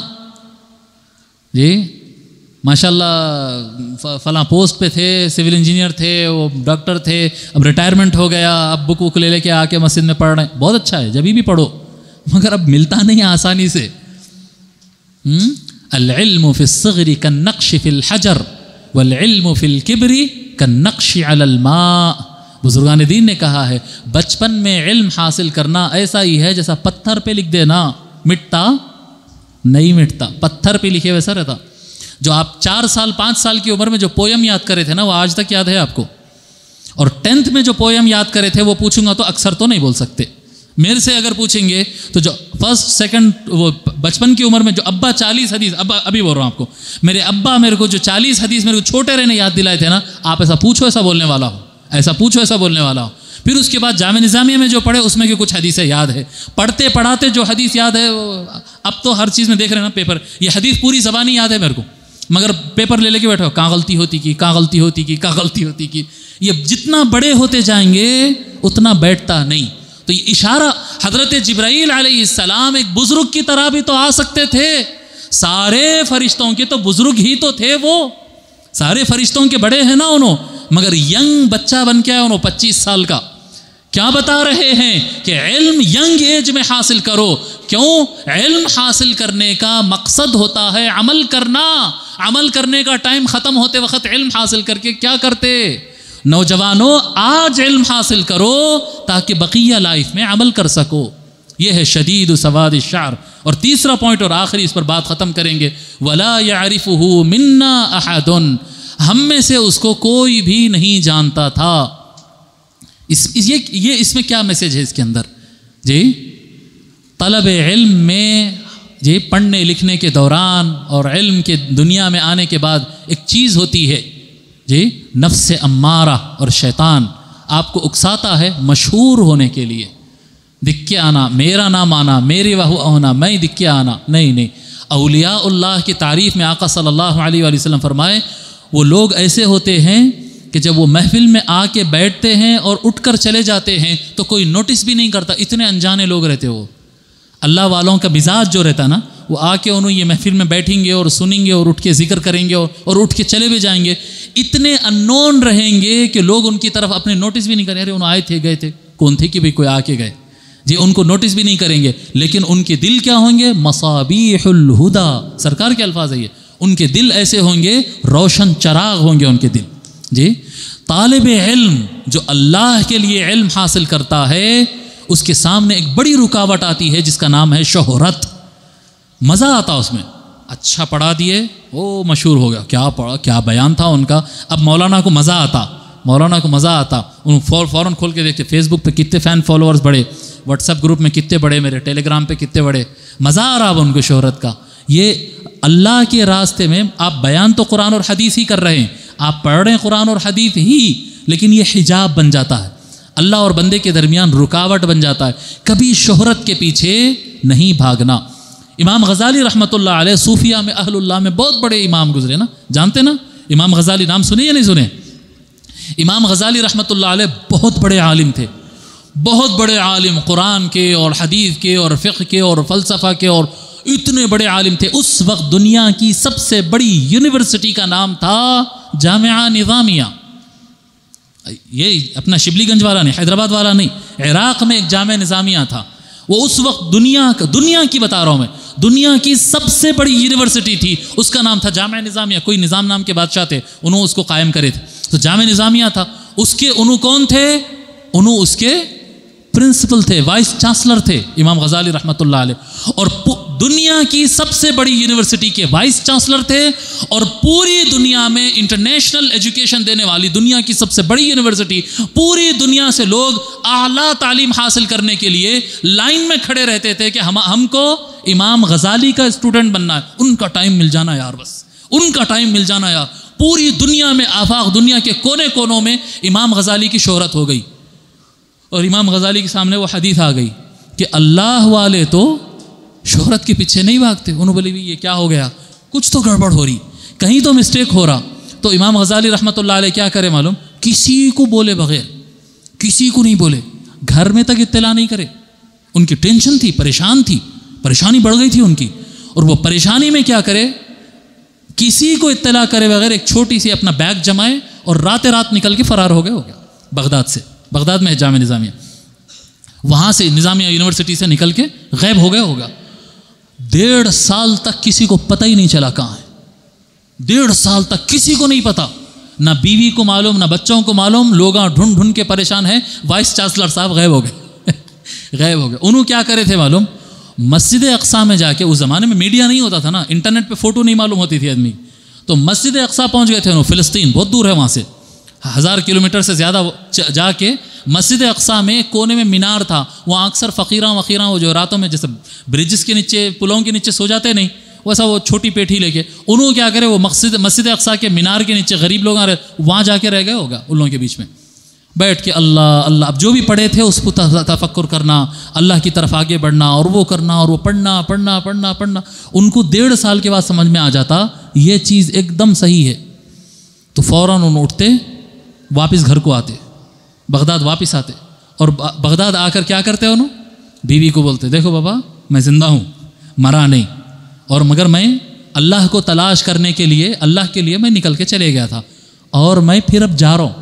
تم لوگ کی پریشانی زیادہ نہیں ہونا، بلکہ کہیں وراثت بانٹ دیں گے میری جیتے جی میں زندہ ہوں، تم کو اطلاع کرنے کے لیے آیا ہوں. بیوی بچوں کو آئے بیوی بچوں کو بتائے، پھر وہیں سے نکل کے چلے گئے. اس کے بعد اچھا کہاں گئے؟ مسجد اقصیٰ میں رہ رہا ہوں. وہ جب نہیں بولے انہوں، پورا آخری میں بولے انہوں. اس وقت تو بیوی کو وہ بھی نہیں بتائے، نہیں تو آ جاتے، پھر بیگا جما لے کے بیوی بچے آ جاتے تھے وہ مسجد اقصیٰ کو. وہ بھی نہیں بتائے میں زندہ ہوں، اللہ کی طلب میں جا رہا ہوں، بلکہ پھر نکل کے چلے گئے. اس کے بعد 8 سال تک پلٹ کے نہیں آئے. اور جب پلٹ کے آئے اور کیا کہتے ہیں احیاء علوم الدین کتاب لکھے، اور دوسرے المنقذ من الضلال وغیرہ ان کی جو بات کی تصنیفات ہے وہ کتابیں لکھے، اس کے اندر انہوں لکھے کہ جب میں اپنے علم میں تو وہ امام تھے. کون سی تفسیر تھی جو غزالی کو نہیں معلوم؟ کون سی حدیث تھی جو غزالی کو نہیں معلوم؟